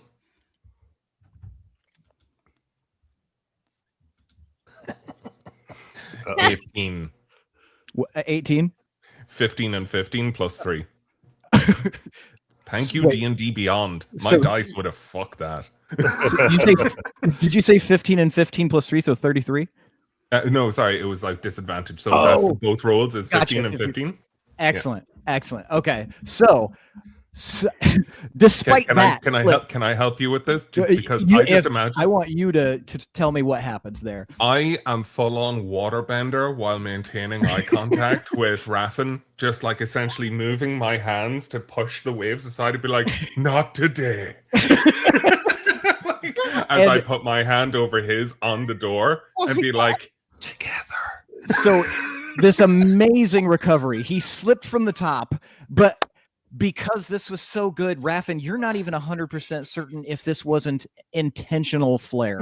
Like he jumps up, makes the slip, falls sideways, lands perfectly and enough to move the water out of the way and put his hands on yours. And you guys are both able to hold onto this door and not be just launched down the hallway by all the water that's ever existed, basically. And Van, God, marvelous.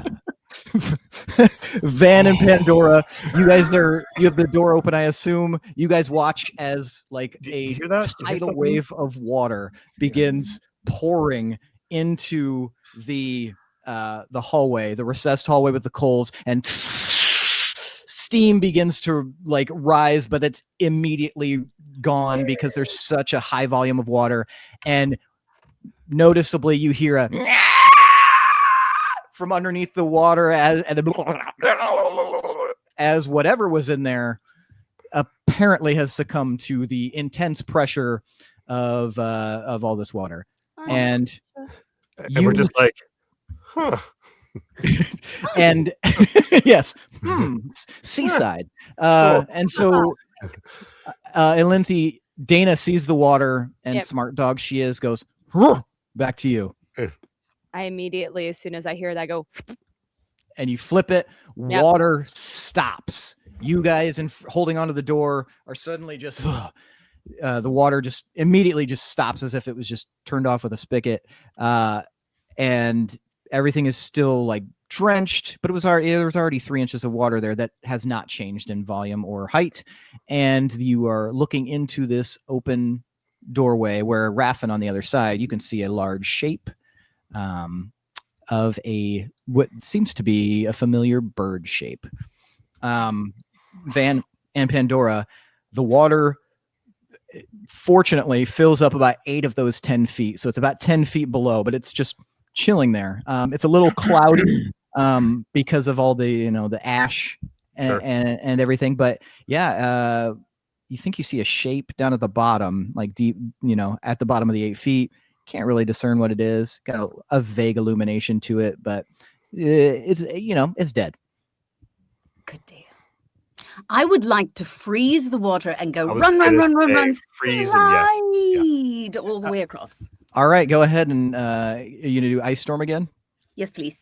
Yeah. So yeah, you cast Ice Storm and instantly turns into ice, and then you do a running slide. Yes. All right.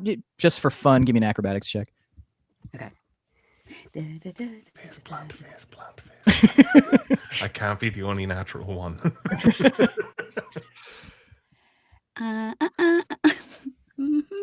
8 plus 1 is a 9. I am okay. So you're like, but it's not bad enough for you to completely, hit the ice. But it did not look graceful. Van, you see this very ungraceful movement. But she looks like she's having fun. So. It makes sense. We've been pounding it over here. So yeah. Yes. Yeah, you guys have had. Make her do it with disadvantage. She's trashed. Yeah. That's what for sure. You freeze it, and after you freeze it, we'll go to the monster. There's monsters. There's some kind of screeching. Some. I don't know. Got a cocktail or two. It's fine. Everybody becomes a monster eventually. But yeah, Van, are you going to cross as well? Yeah, I'm going to cross as well. Okay. We're taking Misery with us. Misery is just kind of chilling in there. Misery can chill. Yeah. He's just like sitting there shaking drinks. I'll be here when you get back. He says uncertainly. Yeah. And Van, the moment you step outside of the room, the door slams closed. Shit. But I'm still standing on the surface is still frozen. Yes, correct. Okay. Well, that's nothing has changed out there. Yeah. Okay. Well, we have a friend on the other side, so in any case, I'm going to get off this ice because I don't trust the heat source that is sitting underneath this to necessarily be put out by the heat, and so I want to get off this ice as quickly as possible. Okay. As quickly as possible. Go ahead and give me acrobatics, and it's very unfair, but go ahead and do a disadvantage. You don't get retroactive Pandora, but Van does because Brian is a dick, and reminded me of no, you're not a dick. You just reminded me. Okay, so that's a 9 plus 3. Yeah, so that's a 12. Okay, so you're like moving along as quickly as you can, but you're slipping and sliding, but you don't fall either. There's a couple of like quick moments where you like put your hand up, but you do a slightly more graceful move across it than Pandora did. But you guys are like giggling because you guys have had a few drinks, and it's fun. You get to the end, and then you see the hallway with the 3 inches of water. Elinthi, you turned it, and you don't hear anybody screaming or you don't hear rushing water from up there. So you think maybe everything's good. Everything's good up there. Oh, yeah. Obviously there's a dead butler, but other than that. Yeah. We said one of the key pieces was in the painting. Is that what it was behind it? Was it attached to it? Was there a key piece behind the painting, or that's why I was trying to figure that out earlier. I have like the Slenderman, I have the bird, I have the plant, I have the dining hall, and then I had written the painting, but I could be wrong about that. I think that there was one on the back of the painting. I think there was one on the back of the painting as well. That was a Jack session. So I will double check here. Just want to know before I grab the piece to add to the carabiner. No, it's good. What It's is good. a carabiner? It's been mentioned multiple times. It's and the little hooky thingy that looks kind of like this, and then it has the little bloop bloop bloop. You put keys on it. Yeah. Oh yes, gotcha. It's magical. What do you guys call it? Technically, they're used for climbing. Yeah. Yeah. Yes, I've never needed harnesses for climbing because I'm just so naturally acrobatic. Free solo. Free solo. Yeah. Bring chalk. That's all you need. Yeah. Okay. Yeah. Back of the painting was a key piece. So. Okay, so I will be grabbing that and taking that back to downstairs with me. But there is the hole. There is the hole. Or you said 3 feet diameter or circumference? Yeah, so it looks like the wall, but like along the wall, there's just like a 3 foot in diameter in square form. Like 3 by 3. Yeah, it's like line, so you can clearly tell there is something there. It's not currently open. So. Well, I won't be the dumb person that goes in there while I'm by myself. So I'm going to go join the others downstairs. But I am, as soon as I get there, maybe possibly the last hot second of Van being so ever graceful coming down the hallway. What I did at the last moment coming across there, just for flair, is that I have a finger gun spell that I've been trying to try out since I got it. So I'm just going to fire them off very willy-nilly as a closer. Okay, excellent. So you're just like slipping and sliding at the end. Hopefully just like a drunk cowboy. Not hopefully in any danger of Pandora or myself. Oh no! I'm not. I mean, it may be flamboyant, but not reckless. Okay, cool. All right, so I'm gonna come down. So maybe I see the last moment of that, and I hold up the piece of the key for Van so that he can take and add it to the carabiner. Yep. And then I, Raven, Vantas, I have some information. What? Well, come here. Oh, all right. Do you want to huddle up? Do you guys want to close the door or leave it open? Which door? Fantas and Raffin are one that we opened. Yeah. I don't have time to be closing doors. Also, all right. One of the things is behind there, right? You said the bird's behind there. Blue, Correct. yeah. Mm-hmm. So why don't we go actually join them instead of them come to us? We'll join them.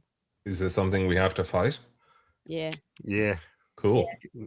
Yep. So, all right. So when I said I'm not ranged when I wanted to kill the goblin, a bird sounds like it flies. Yes, it does. Yeah, but you can punch a bird. Yeah. Yeah. Looking forward to seeing those finger guns in action. Okay. So I'm that's gonna a once daily spell. It's gone.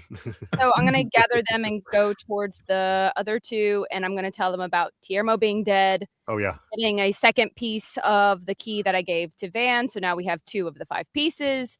And they click. They don't click together, but they seem like they're kind of like almost like magnetized like they want to. You get the sense that this is a bottom piece, and then like the actual like thumb piece, one of the thumb pieces. So they're resonating, but they're not clicking together. Yeah. Can I cast a mending spell on that, or should I? Let's hold off. Let's wait. Just the tiniest like. Got him.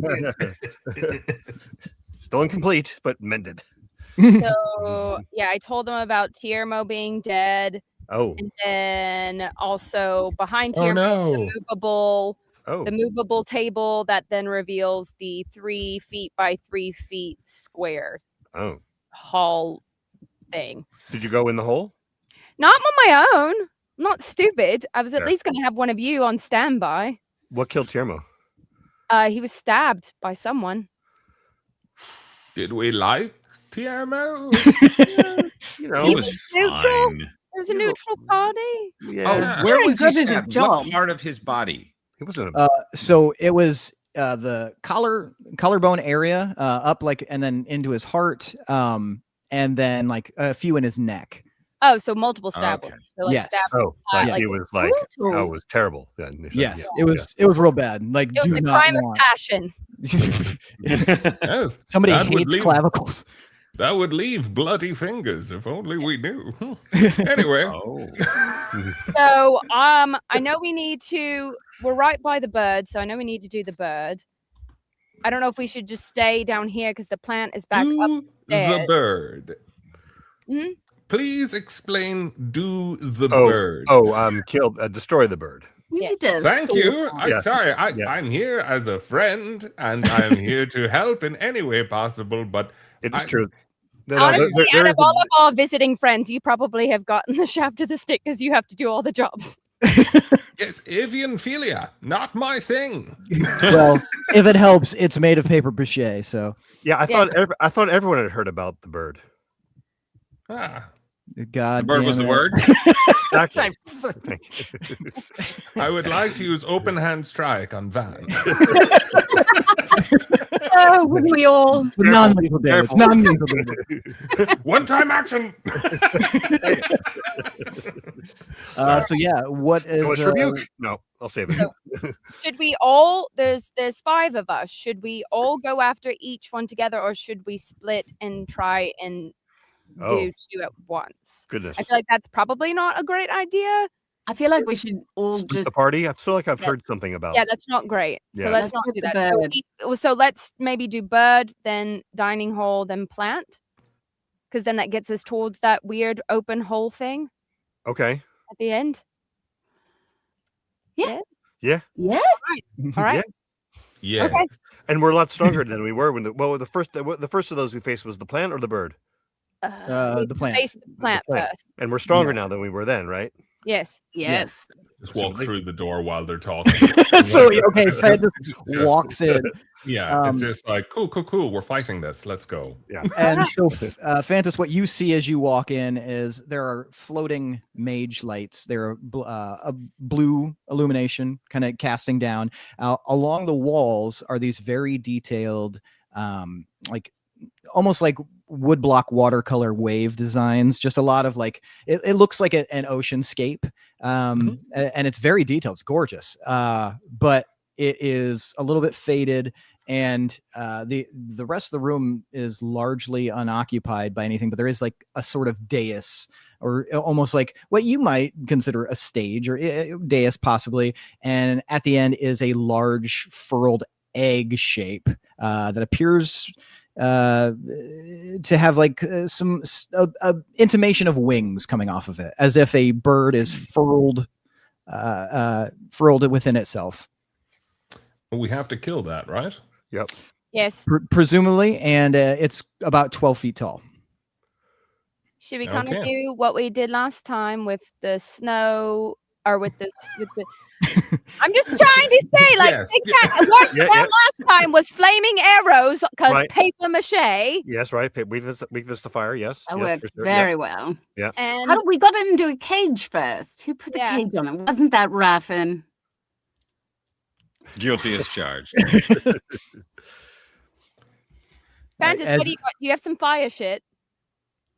Oh. Surely you have some fire shit. What have you been eating?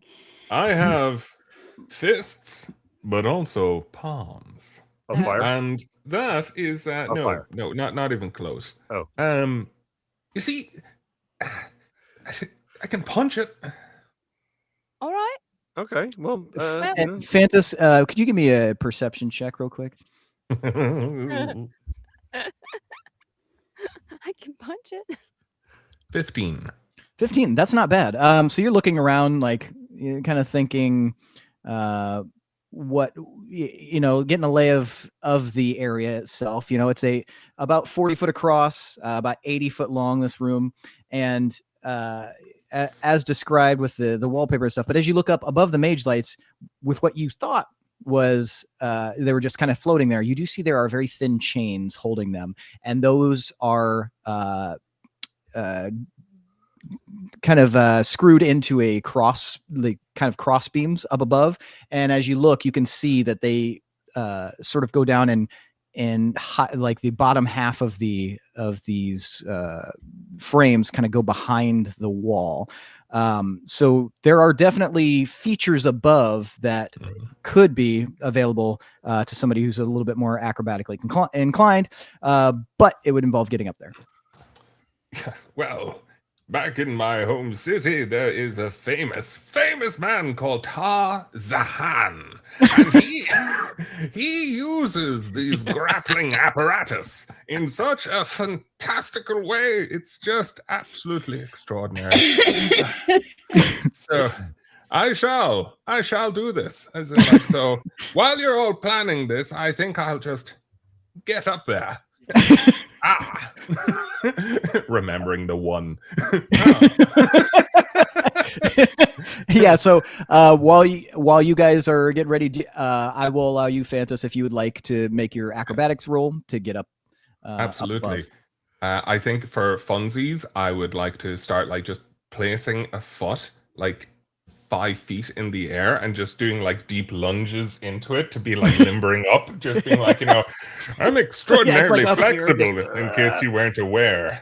And I've got unlocked hips. And then just like running at the spot just in front of the wall, like half a foot away from it, and then turning and running towards the other wall. Excellent. Pick up some speed. Running straight up and then leaping backwards.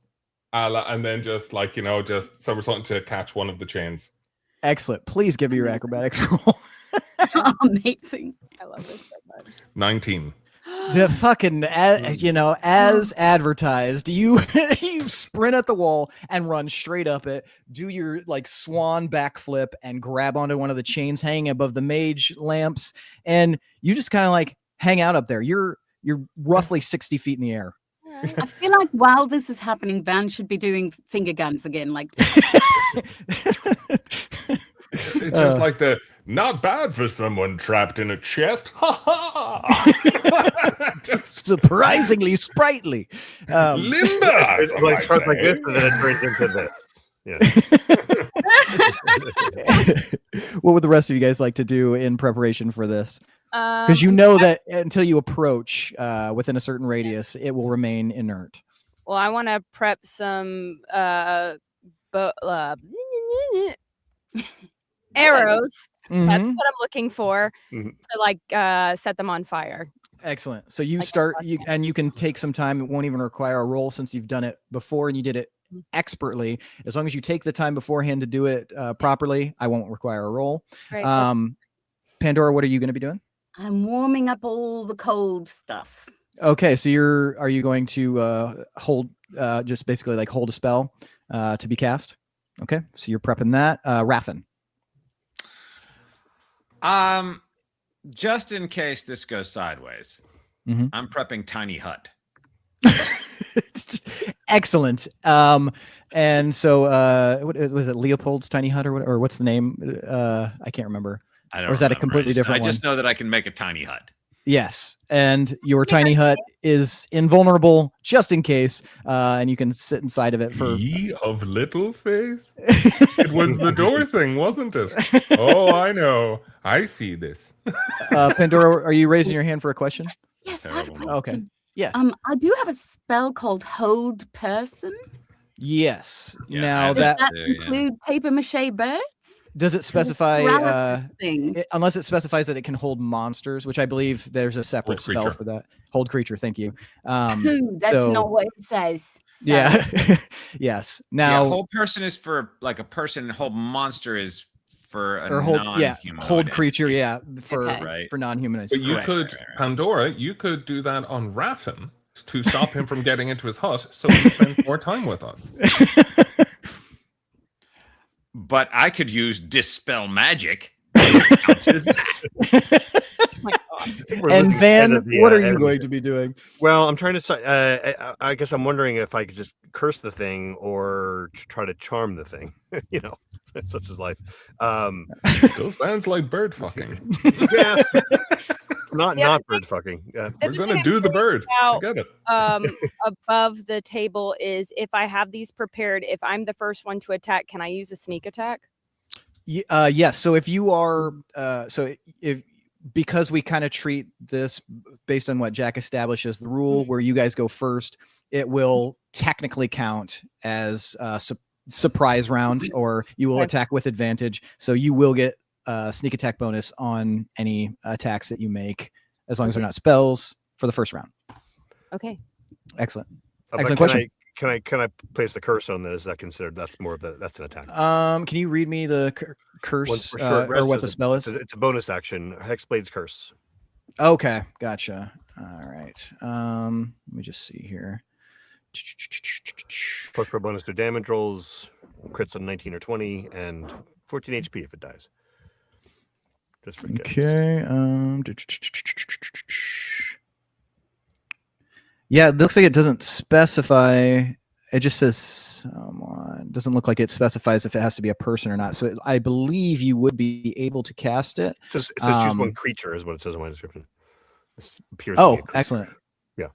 Yes. Okay, then yeah, you're good. If we're looking at the same one, curse for 1 minute. Is that right? Yeah, or until the target dies, you die or incapacitated. Okay. Yep. All right. Yeah, no, you're good. Yeah, you can absolutely cast that. I would wait until you're all ready to deploy, but if you would like to prepare, absolutely. I'm gonna go over the parts.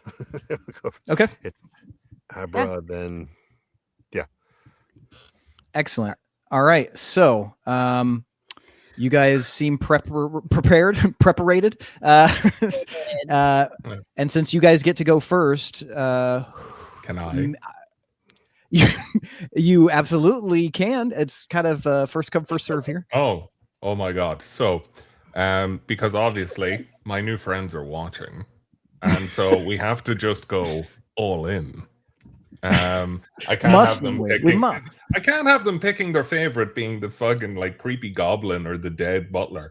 So I need to make this one work. So I would like to leap off the chain and send myself as a bloody rocket straight down at the bird, paper mache bird, screaming, "Phantom's Fist!" So you're like an All Might meat missile. Yes. So excellent. Is that Fantas's Fist or just Fantas Fist? Vernacular. So cease your pedantry. Never. I will be using an unarmed strike. Okay. And that is going to be a stunning strike. So I would like you to do a Constitution save, where if you do not get 15, you are stunned. Well, we're going to add to that, and we're going to do something that I don't know if we've actually done while playing yet, but this is a house rule that I enjoy when things get complicated. I would just like you to tell me high or low, Fantas. High. High. So I rolled a 19, so that is high.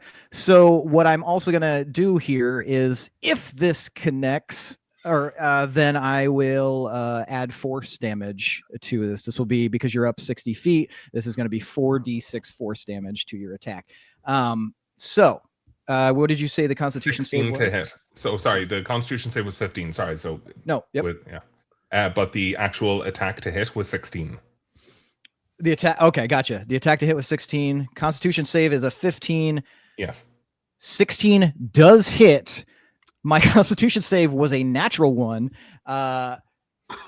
So please roll the dice here. This is a great start. I want you to understand as well that a monk, an open-handed monk, has 2 attacks per action, 2 attacks per bonus action. Yes. So this is going to be a flurry. So what am I rolling for the force damage? So you're going to roll 4d6.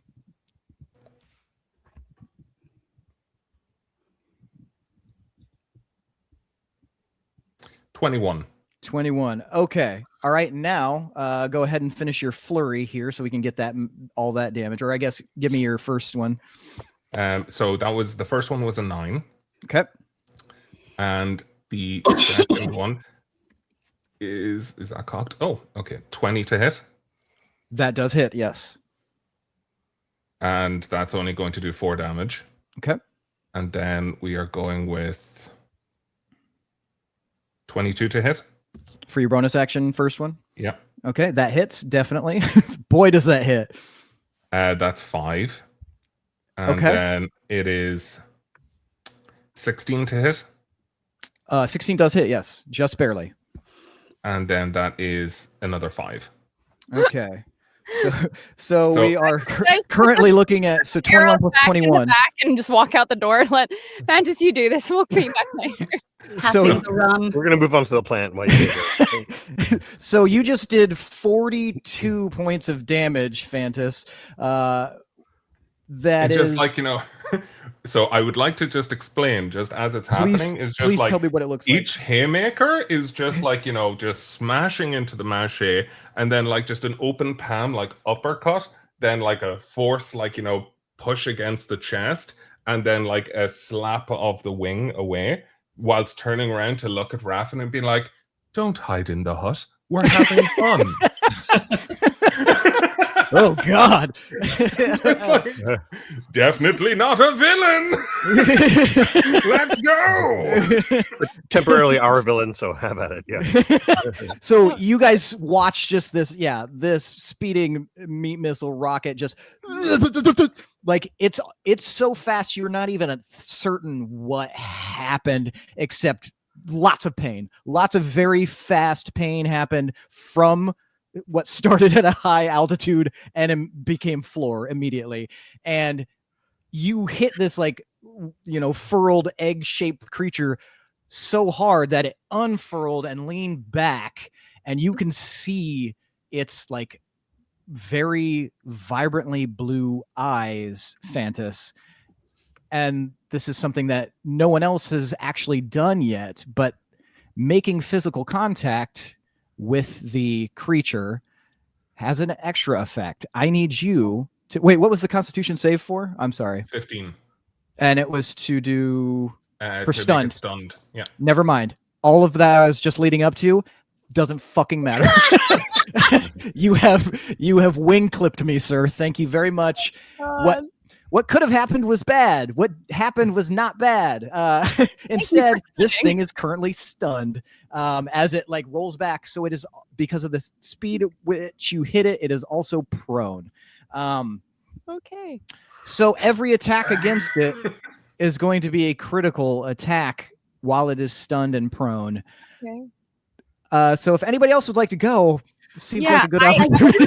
As soon as Fantas lands, I think that somebody's got to be like, "Who are you? I must know." Yeah, I feel like I'm watching that, and I was lighting my bow on my like top of the bow, and I just was like, yeah, you're like an inch away from it because you're just staring over there. So you're using like the oh shit. Yeah. Yes, this was everyone else was stunned in the psychological sense. So yeah, who would like to go next? I mean, I have fire. I have fire arrow. Yeah, you already have your arrows out, so yeah. Excellent. All right, go ahead and you don't even need to roll because it will be a critical attack. I just need you to roll your damage, so it'll be. Is this still considered a sneak attack? Yeah, because definitely now. So I do the normal 1d6 plus 3, and then if I am doing sneak attack, I also do 5d6. Jesus Christ. Okay, yes. Please please roll that. So ruin this thing's whole life. 9 damage for the normal. Okay. And then 6, 4, 3, so 13, 16, 18.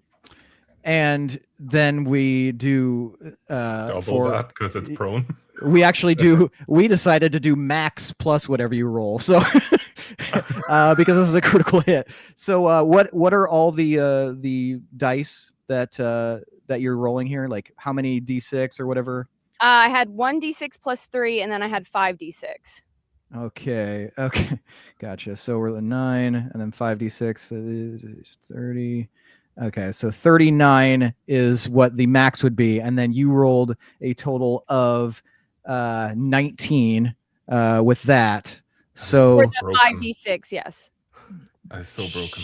Jesus, Lord in heaven, you like release just this one arrow, and it just right into its body.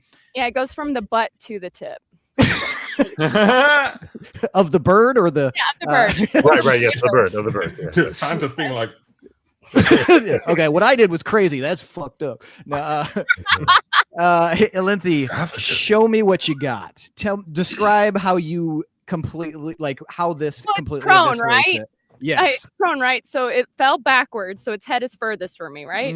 Correct. That's why when I shot it, it went directly through the back end and just shot directly through the body. Excellent. So it kind of like Straight line. parts. Yeah, it parts. It's on fire. Yeah.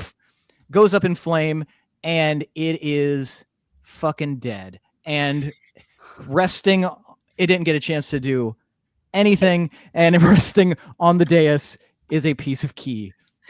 I just grabbed it and give it to me. Here you go. High five, Fantas!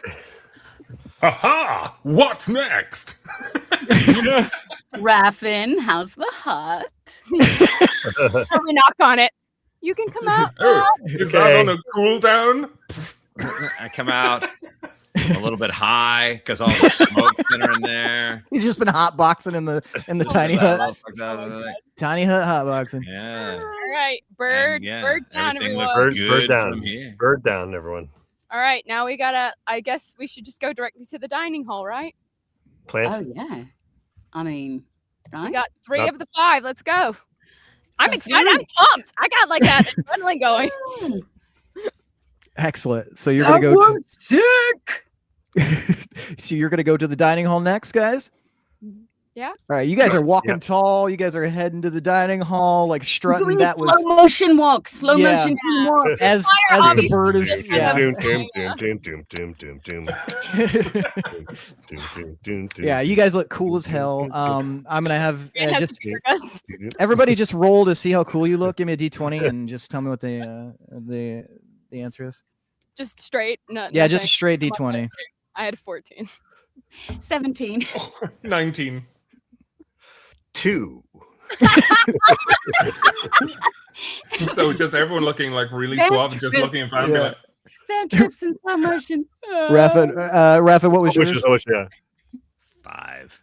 Oh, okay. So on the edges, like Raven has the cigar, and it's like everybody else is like strutting, looking cool. Raven's got the cigar, and like you hit like a weird patch as you weren't supposed to inhale, but you did on accident. Yeah. And so you're kind of like, it's not the worst because you could be Van, and Van is like trips as he's looking behind him. He had the finger guns, and it just like, and fortunately, like Pandora grabs him by the shoulder and yanks him forward, and but you know, it's still pretty just cool. The Fantas's majestic hair just blanketing all of them out of the scene to be like, just like. And you guys make your way to the green door with. Oh my You know, God. 4/6 of you, since Dana's there, looking cool as hell. Dana looks the coolest out of all of us. Oh yeah, absolutely. A fucking hellhound. Yeah, like Yeah. she's just like, that's her flames. She actually added the brimstone breath thing so that like it added a nice look of fog underneath. Yeah, right over the water, smoke on the water. Dun, dun, dun. That was the song that was playing. Anyway, you guys get to the green door. What would you like to do? Would you like to open it? I would like context. The What is green, in this one? the green door. Would anyone like to explain it to him? It's gonna have a dining hall, Yeah. And there's slimes. rotted food, and candelabras, and stained glass. It's great. Huh. Yeah. And slimes, yes, very And much slimes. slimes. Are they acidic, caustic? What, like, if I touch it, what happens? I don't think we touched it last time. Yeah, I'm we sure- didn't. Why would you touch the Oh. slime? According to you didn't touch the bird either. How do you guys fight? With Ew, gross. Only with fire. Resistance. Ew. Okay, so I'd like to just turn to Raffin and be like, our friendship. I feel like I need you to step up for this one, so that I can like, I don't want an imbalance in our friendship. You just saw how awesome I was, so I need to see Raffin like show me I was right. Just a second, guys. Raffin. Say no more. Raven thought he got a day off for what? Like he's just like, man, finally, like I can just relax. Yeah. No, Raffin will put in that work. Let's put it in that fucking. All right. Are you going to tally forth? Hell yeah. Or is it Sally Forth? What is it? Is it Sally Tally or Forth. Sally? I knew what you meant. Sally Forth. Yeah. Tally ho and I was Sally thinking Tally Ho. That's what I was thinking of. Thank you. It's Tally Forth. Great. Which seems like an oath that Fantas would yell as he walks into a room. Tally Ho! So the door is opening. Mm-hmm. You guys see, once again, the dining hall. But once again, it has changed. Music is playing inside. An organ sound, like a pipe organ. You can hear it. And the mage lights that were hanging from this one, from a much higher ceiling than the blue door room, into the vaulted ceiling. These chains are very thick, and these mage lights are technically chandeliers, big, just beefy boys. They're made of like really, really thick metal, and they're casting light all over the place. There's that long, super long table full of food. At least that's what it was the first time. The first time it was rotten food. The second time it was kind of oozing and gross. Now, instead of regular food, it is covered in bugs. Yeah. Just large bugs and worms are wriggling all over the plates, just slopping down onto the floor. It smells so brackish in here. It smells like fresh earth and fungus and like stagnant water. And as you will recall, the water in all the other rooms had not entered any of the other rooms from the hallway. This one, it appears to have done so. And this is where the moss is now growing over everything. So this room has continued to change. And the large stained glass in the back of the dining hall is the most changed of them all, because now it is backlit as if something is behind it. And it is very, very bright. It's colorful. It would be beautiful in any other environment, but because of what you guys are witnessing now, this looks macabre. This almost like if you were, kind of the queasy sort, this might affect you in that way, that there's something so wrong and awful about what is happening here that it just almost doesn't make sense on an evolutionary level. So yeah, it feels bad walking in here. Yuck. Yeah. Feels bad. I feel bad. And you notice that Dana is very, very busy trying to like skirt near the table as if she's trying to get underneath this table. And you'll recall from your very first encounter with this room that she did not like this room at all. Mm-hmm. Probably of all of them. She got hurt, didn't she? Yeah, yes. She got hurt by one of the slimes. Mm-hmm. Yeah. And what would you guys like to approach the end of the table? That is where last time, anyway, the how the ooze was summoned. Mm-hmm. Yes. Yeah. I'm gonna ready my bow, like kind of just have it kind of like up, but be approaching, but like at the ready. Excellent. Yeah, I'm gonna have my rapiers out and just spin some shit in my hands. Yeah. I'm gonna reload. So sick.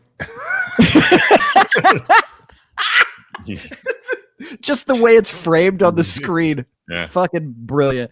You know what? You can have a D10 of inspiration for that. It just made me laugh. Right. It's not fair, but it is what I just did. No. So, so you could add a D10 like you had Bardic Inspiration. But at any point until the end of the game.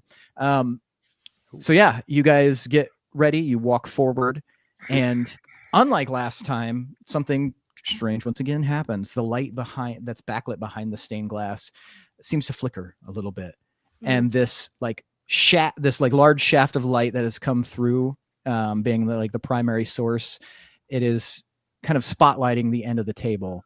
And rather than the ooze fully forming like last time, this like gray, amorphous blob, it still is amorphous, but it is now colorful. And you notice that it is matching the colors of the stained glass in different sections. It's almost like it's like forming different, sort of like valves, or like different sections of its body are forming different colors. And then it starts to like settle into one as it grows. And right now it turns green. And you notice that the stained glass, all of the panels in the stained glass turn green at that moment. And I will give you guys a second to decide. This has been upgraded from a mini boss to a regular boss. And so that means it will be going first. So I will give you guys just one moment to think about what your plan is, and then we will begin this battle. I need a quick break, if that's all right. Yeah, if you want to take like a couple of minutes. Yeah. Yeah. Like in real life? In real life, yes. Okay, yeah. All right, yeah, and then we'll come back, and then we've got like probably 15 minutes left of the session, and if that works for everybody. Yeah. Yes. So maybe like 2 or 3? Yeah, 2 to 3 minutes to go Okay. pee. Excellent. Yep. Yeah. Yep. 1 second, guys. All right.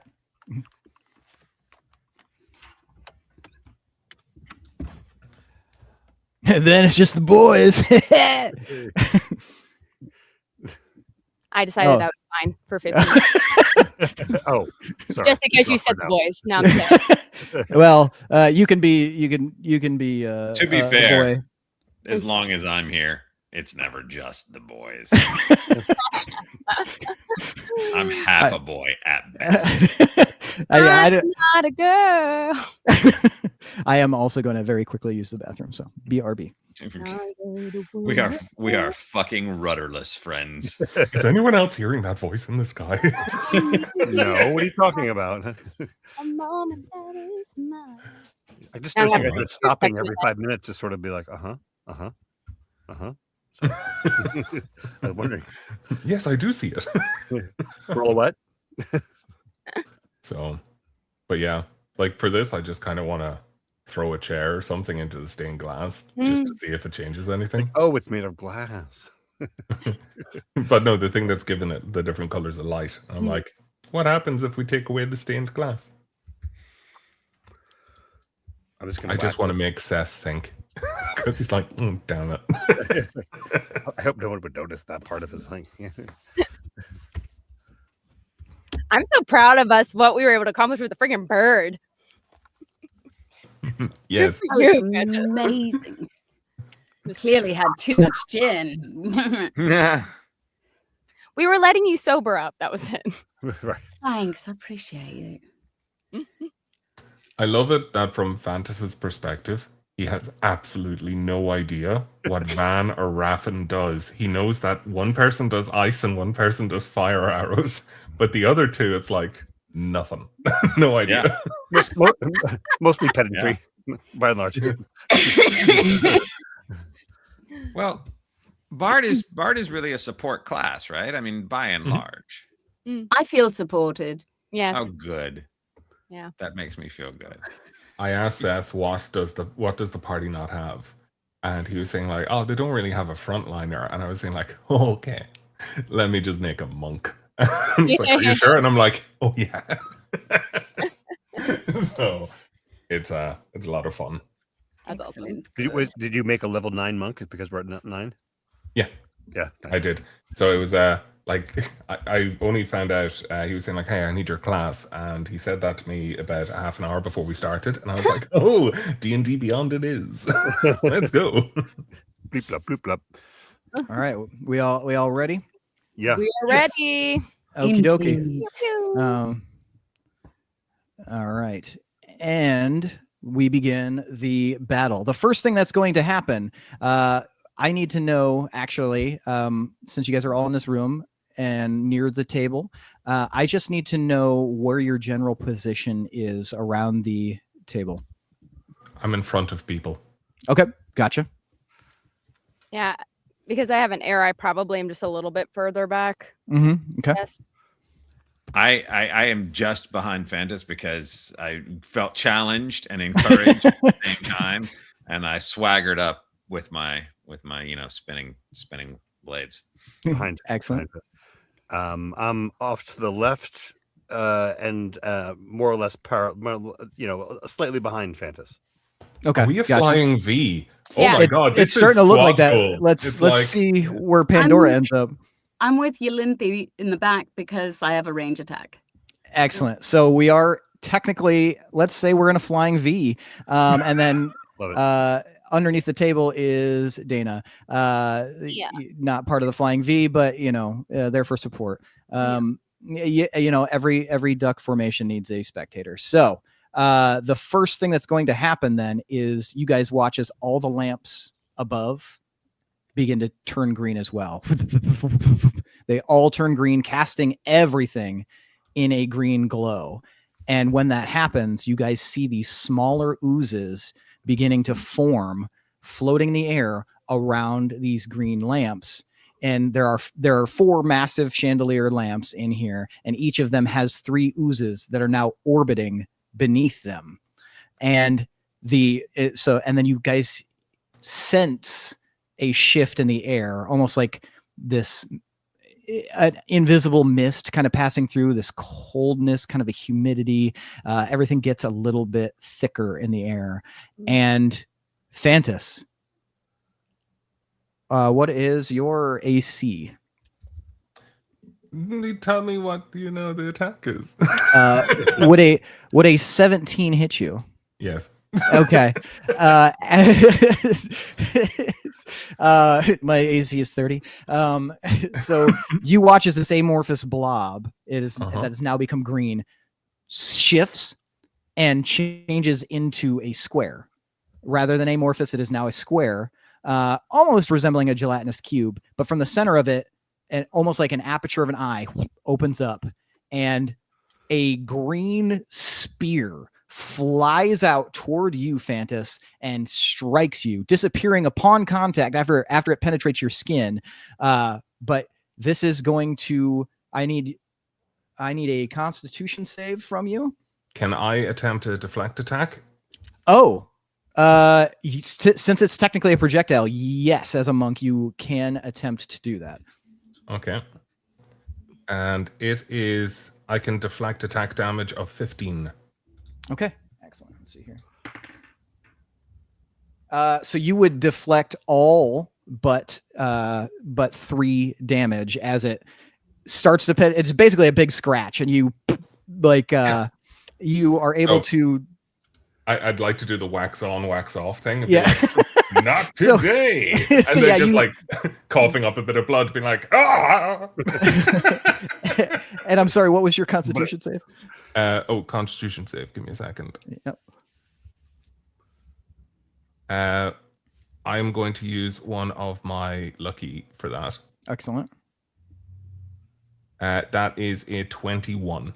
Okay, so yeah, you are able to resist the effects of what you recognize as poison. So you are able to resist it. You thought, the scratch, you glance it off, not enough penetrated to actually poison you. Your Constitution is, hardy. You basically willed away the poison, which is a good thing. I'd like to inform the others, but in the Fantas way, it's just like, poison! Obviously, it doesn't affect me, but all of you might be screwed! Nice. So you might discern that green is poison and also harpoon. Okay, that is its main attack. The oozes that are moving around these chandeliers form into solid, like thin circles, almost like gross pizzas, and they begin to drop, and they're going to target, since there are 4 of you left and there are 4 of them, each of them is going to target one of you. And I need to know, I'm just going to roll all as one. If your AC is lower than 13, you are hit. If not, you guys are all able to avoid this attack. I am hit. I am hit. You are hit? All right. Van is hit. Van, I need a Constitution save from you. 3. Van, you are now under the effects of poison. But I have an immunity to poison. Do you? I do. Van, my bad, bro. You are not under the effects of poison. I mean, I feel it for fine. like a hot second. It's like, it's like a hot flash. You know, this is what it's supposed to be like. But you are going to take 6 points of piercing damage as the slashing damage as the edges of these gross little discs, they spin, and so it's like getting cut by a really nasty circular saw, and then they immediately float back up towards the chandeliers, but you notice they are now about 10 feet lower than they were originally. I since I've taken some damage, I have a reaction I'd love to use of Hellish Rebuke. You absolutely can use your Hellish Rebuke. Yeah. That's what is it? 2d10. And you have a dex save, I think, if I remember correctly. Yeah. So that is 3 total for my dex save. I assume that would hit. Yes. Excellent. So go ahead and roll your damage. And your Hellish Rebuke, we didn't reflavor that, right? Like, it's just, is it fire or? It's fire. Yeah. Okay. Gotcha. Yeah. All right. Excellent. Come on. 10. 10 fire damage to the disc that hit you. And in fact, you see that while the rest are spinning pretty much in synchronized way, this one is sort of like wobbling slightly out of sync with the rest of them now that it has taken damage. They're still all about 10 feet lower, but it is now you guys' turn. Who would like to go first? So we have basically 12 oozes we got to take care of. While they're formed in this disc, that's just 4 of them, and then the one main one. Yep. Okay. All right. 4 little one main.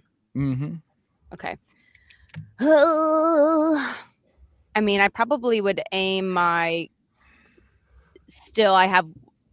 I probably would aim my arrow at the big one. Okay. Go right ahead. That was 18. 18. That is a hit. Okay. So 1d6 plus 3, 4, 7. Okay. So you fire your arrow and it slinks across the room, sticks right into this cube, and you notice that it just sort of like stays there for a second and then just sort of drops. And you get the sense that whatever just happened, you don't think that it actually did any damage. Even though it was one of my fire ones? Even though it was one of your fire ones. Okay. Gotcha. Didn't do anything. Got it. Who's next? I'll go, because observing that, I'm a little worried about this situation. So I'm going to cast Synaptic State. Okay, please read Synaptic State's description for me. Yeah, Synaptic State is a psychic blast that damages a group of enemies and makes them worse at attacking. Okay, excellent. And that's from Xanthars, I believe. I mean, obviously.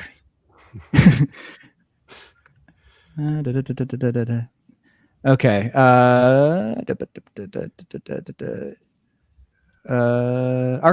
Excellent. All right. So, what is that for me? Nothing good. Did you say it was a save? Did I say it was a save? Yeah. I honestly like talking a bit about my. Sorry. I was trying to look it up at the same time. Could you read it again? I'm sorry. Yeah. Psychic blast that damages enemies and makes them worse at attacking. Okay, got you. Excellent. So it as far as this, then we are looking at so he has a higher intelligence, 86, failed save, 1 minute during that. So yeah, what's your spell attack here? Let me see. Should be on your sheet there. Yep. It is. It's Oh, sorry. That's my bad. This is a an intelligence save. I'm so sorry.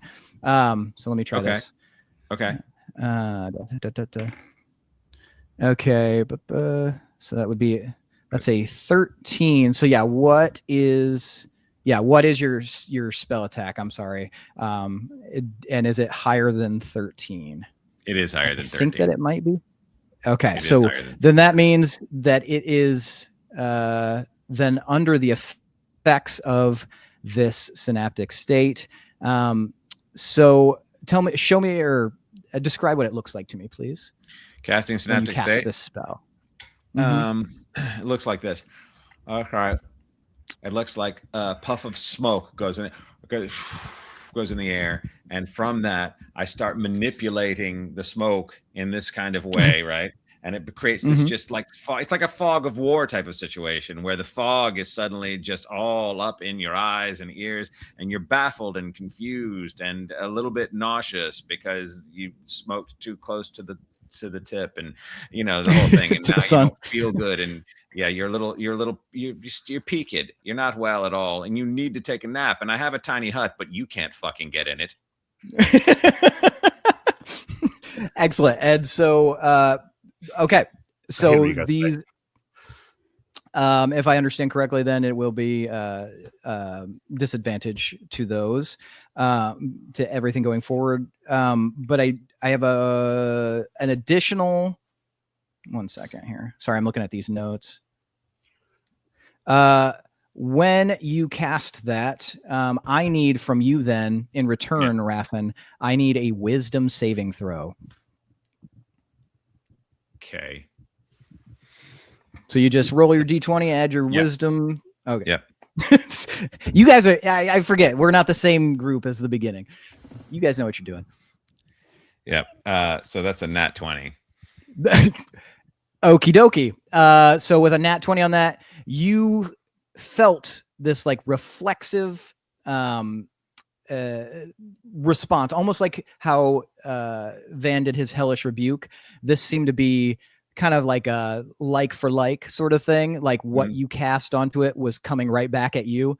But with that wisdom saving throw, you do not have to worry about it. It was just like nothing, just a breeze passing by you. Like, fuck out of here. What was that? So yeah, you are perfectly fine, Raffin, and you have now put synaptic state on this and diminished our enemy. Yes. Yeah. Yes. I did that for you, Fantas. Oh, by the old one, I believe our friendship is just an incredible show of force. That smoke, like I've been exhaling it completely wrong.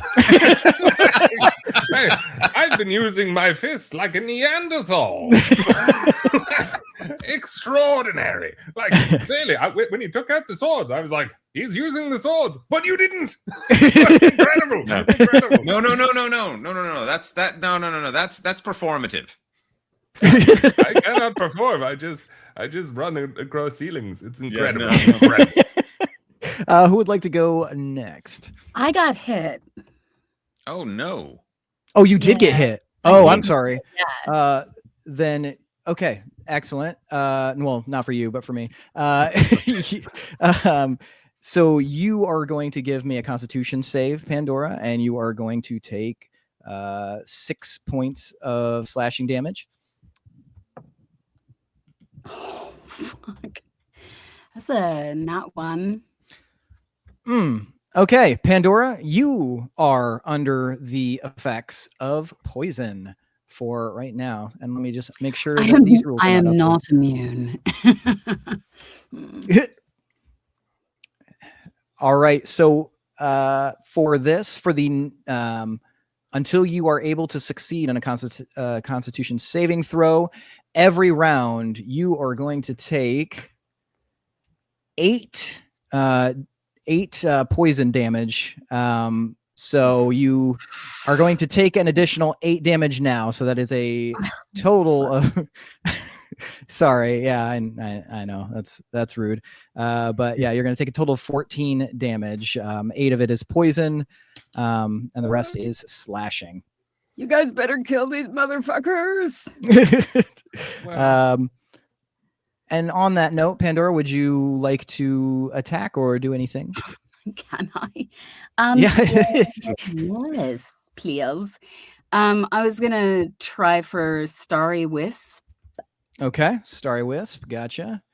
All right, and that's 2d8. And that's ranged, right? Yep. 6, yeah. Okay. All right. So okay, excellent. 8. It's 8 and a 4 plus 6. 8 and 4 plus 6. So we are looking at 18 damage there. Okay, so this is radiant, correct? So we watch. Please describe how this looks as you cast it, because I don't think you've ever cast it before. Oh, I have. This is you have my spidey senses when I go. Oh, okay. Sorry. So yeah, you flying out. You Spider-Man that hoe. And so you see this like sparkly bit of luminescence come blasting out, hit this thing like a jazz hand. Like a just a very aggressive jazz hand, a jazz slap, if you will, and take 18 radiant damage. And Pandora, you notice that seemed to be very effective against this particular color of ooze. That seemed to like make it shrink a little bit. Definitely had more of an effect than some of the other things that have happened. And because it is radiant damage, you will receive no rebuke in return. Is there anything else you would like to do with your turn, or is that it for you? Fucking do that. So you guys are just trading blows at this point. Ilinthi or Fantas, who would like to go next? Or wait, sorry, I meant Van or Fantas because Ilinthi went. Yeah, I was like, I thought it went. Well, I have a question. We're attacking these various discs. So if I were to go in with some kind of packed shadow weapon, can I would I be distributing that amongst different discs, or is it a unified attack against the whole, so for like are you talking about like Eldritch Blast, or are you talking about your actual packed blade? Packed blade. Yeah. So does it give you multiple attacks on there? Well, I mean, I can do multiple attacks of the same attack. Gotcha. Yeah. Okay. So I can do 2 attacks, but if they're too diffuse, then it's not worth. It's not like a single target. Yeah, they are fairly separated, and they are about 40 feet above you. Okay. So and how many are left at this point? Sorry. There are all 4, but one of them is slightly out of kilter with the rest of them. So that one's definitely taken damage, and you can tell which one that is because that's the one that attacked you. Okay. Then I'm actually going to use Eldritch Blast because it up to 3 different beams for that. And excellent. With 1d10 force damage. Okay. Gotcha. All right. Go ahead. And I'm going to actually roll this attack with. We have an advantage save from before. I'm going to use that for this. Yep. 14. So 14 for your first one. That hits. So you hit your first disc. First disc, a 2 for damage. 2. That's 2 damage. The wobbly one. That was aimed at the wobbly one. Excellent. So that one takes a little bit more damage. It's wobbling a little bit more now. Yeah. Next one. Okay. 7. 7 does not hit. Okay. And what, I get 2 more? 1 more, rather. 1 more, yep. And 9. 9 does not hit either, but you did get the 1, so you were able to successfully blast that one, weaken it a bit more. I weakened it a bit more, guys. It's an incremental game. Yeah. Is there anything else you'd like to do with your turn, Van? No, not right now. Okay, excellent. And that leads us to Fantas. You're the last one to go. Yeah. Is the eye still on the gelatinous cube looking thing? The aperture? Yeah. Yes, it is still open. I'd like to punch it. Okie doke. All right. So I would just crack my neck, walk up, and then just take back my hand, and then just Soup. Okay, so are you doing like a targeted attack, or are you just doing a general punch? This is into that area? This is an enhanced unarmed strike, which will be using force. Okay, it is using force. Okay, excellent. All right, It's 22 to hit. That hits. Go ahead and roll your damage. And that is 8 damage. 8 damage. You get the sense you've punched a lot of things in your life, Fantas. You're a punching sort of dude, and you get the sense that was very not as effective as it could have been, even with using force. Okay. So then I would like to immediately move into the bonus actions of Flurry of Blows. And with the intent of Topple to get it into the prone position. Okay. All right. Gotcha. Go ahead. And that is going to be the first attack fails. And I just know it does. The second one is 21 to hit. That hits. And then we are 8 damage again this time. Okay. Gotcha. All right. But that one was for Topple. And then for Topple, do I roll? So when you hit a creature with an attack granted by Flurry of Blows, the target must succeed a DC 15 dexterity saving throw or have the prone condition. Okay, that was a 2. So this amorphous blob, or now a cube, is punched and like slops back onto its back and is, for all conceivable purposes, prone. That is when the light behind the stained glass shifts. And what I would like to do, since you were the last one to do an attack, Fantas, I would like you to roll a d6 and just tell me what it is. Okay. 3. The light turns blue. The creature turns blue. And while it is still prone, you notice it goes from being a square to being almost like sort of like a sectioned pillar. Like it's thin in the middle and wide on the outsides, like handlebars kind of. And you notice that the discs themselves turn blue. The wobbly one goes down a little bit further, as if heavier. Everything in the room is cast in this blue hue, and that's when you guys notice, as if vents are opening up somewhere, blue mist begins filling this room, and that's where we're going to end for the night. Of course. I didn't do that. You guys are no longer worried about the darkness closing in on you, so we're just going to go into the next session right where we leave off here. So be ready for that. But so sorry, Brian, you're going to be sitting at the table right away. Yeah. What? You're gonna be sitting at yep, sorry, man. I feel like this was a plan all along. Nobody knows. Nobody knows. Release me. Hey. we're all pantsing here, aren't we? I thought. Yeah. So yeah, that's it for this session. But if you're watching here or you're watching afterward, just know that we have one more session left of Heart House, which will be taking place at LitRPG Con live in the Colorado Ballroom on Sunday. So yeah, definitely check that out. We're gonna have Brian on stage against his will. The rest of us will be up there. So please check that out. And we will see you at LitRPG Con. Brian, before you go, will you give us a little bit about yourself for those who may not know who you are, or those who know who you are and want to know a little bit more?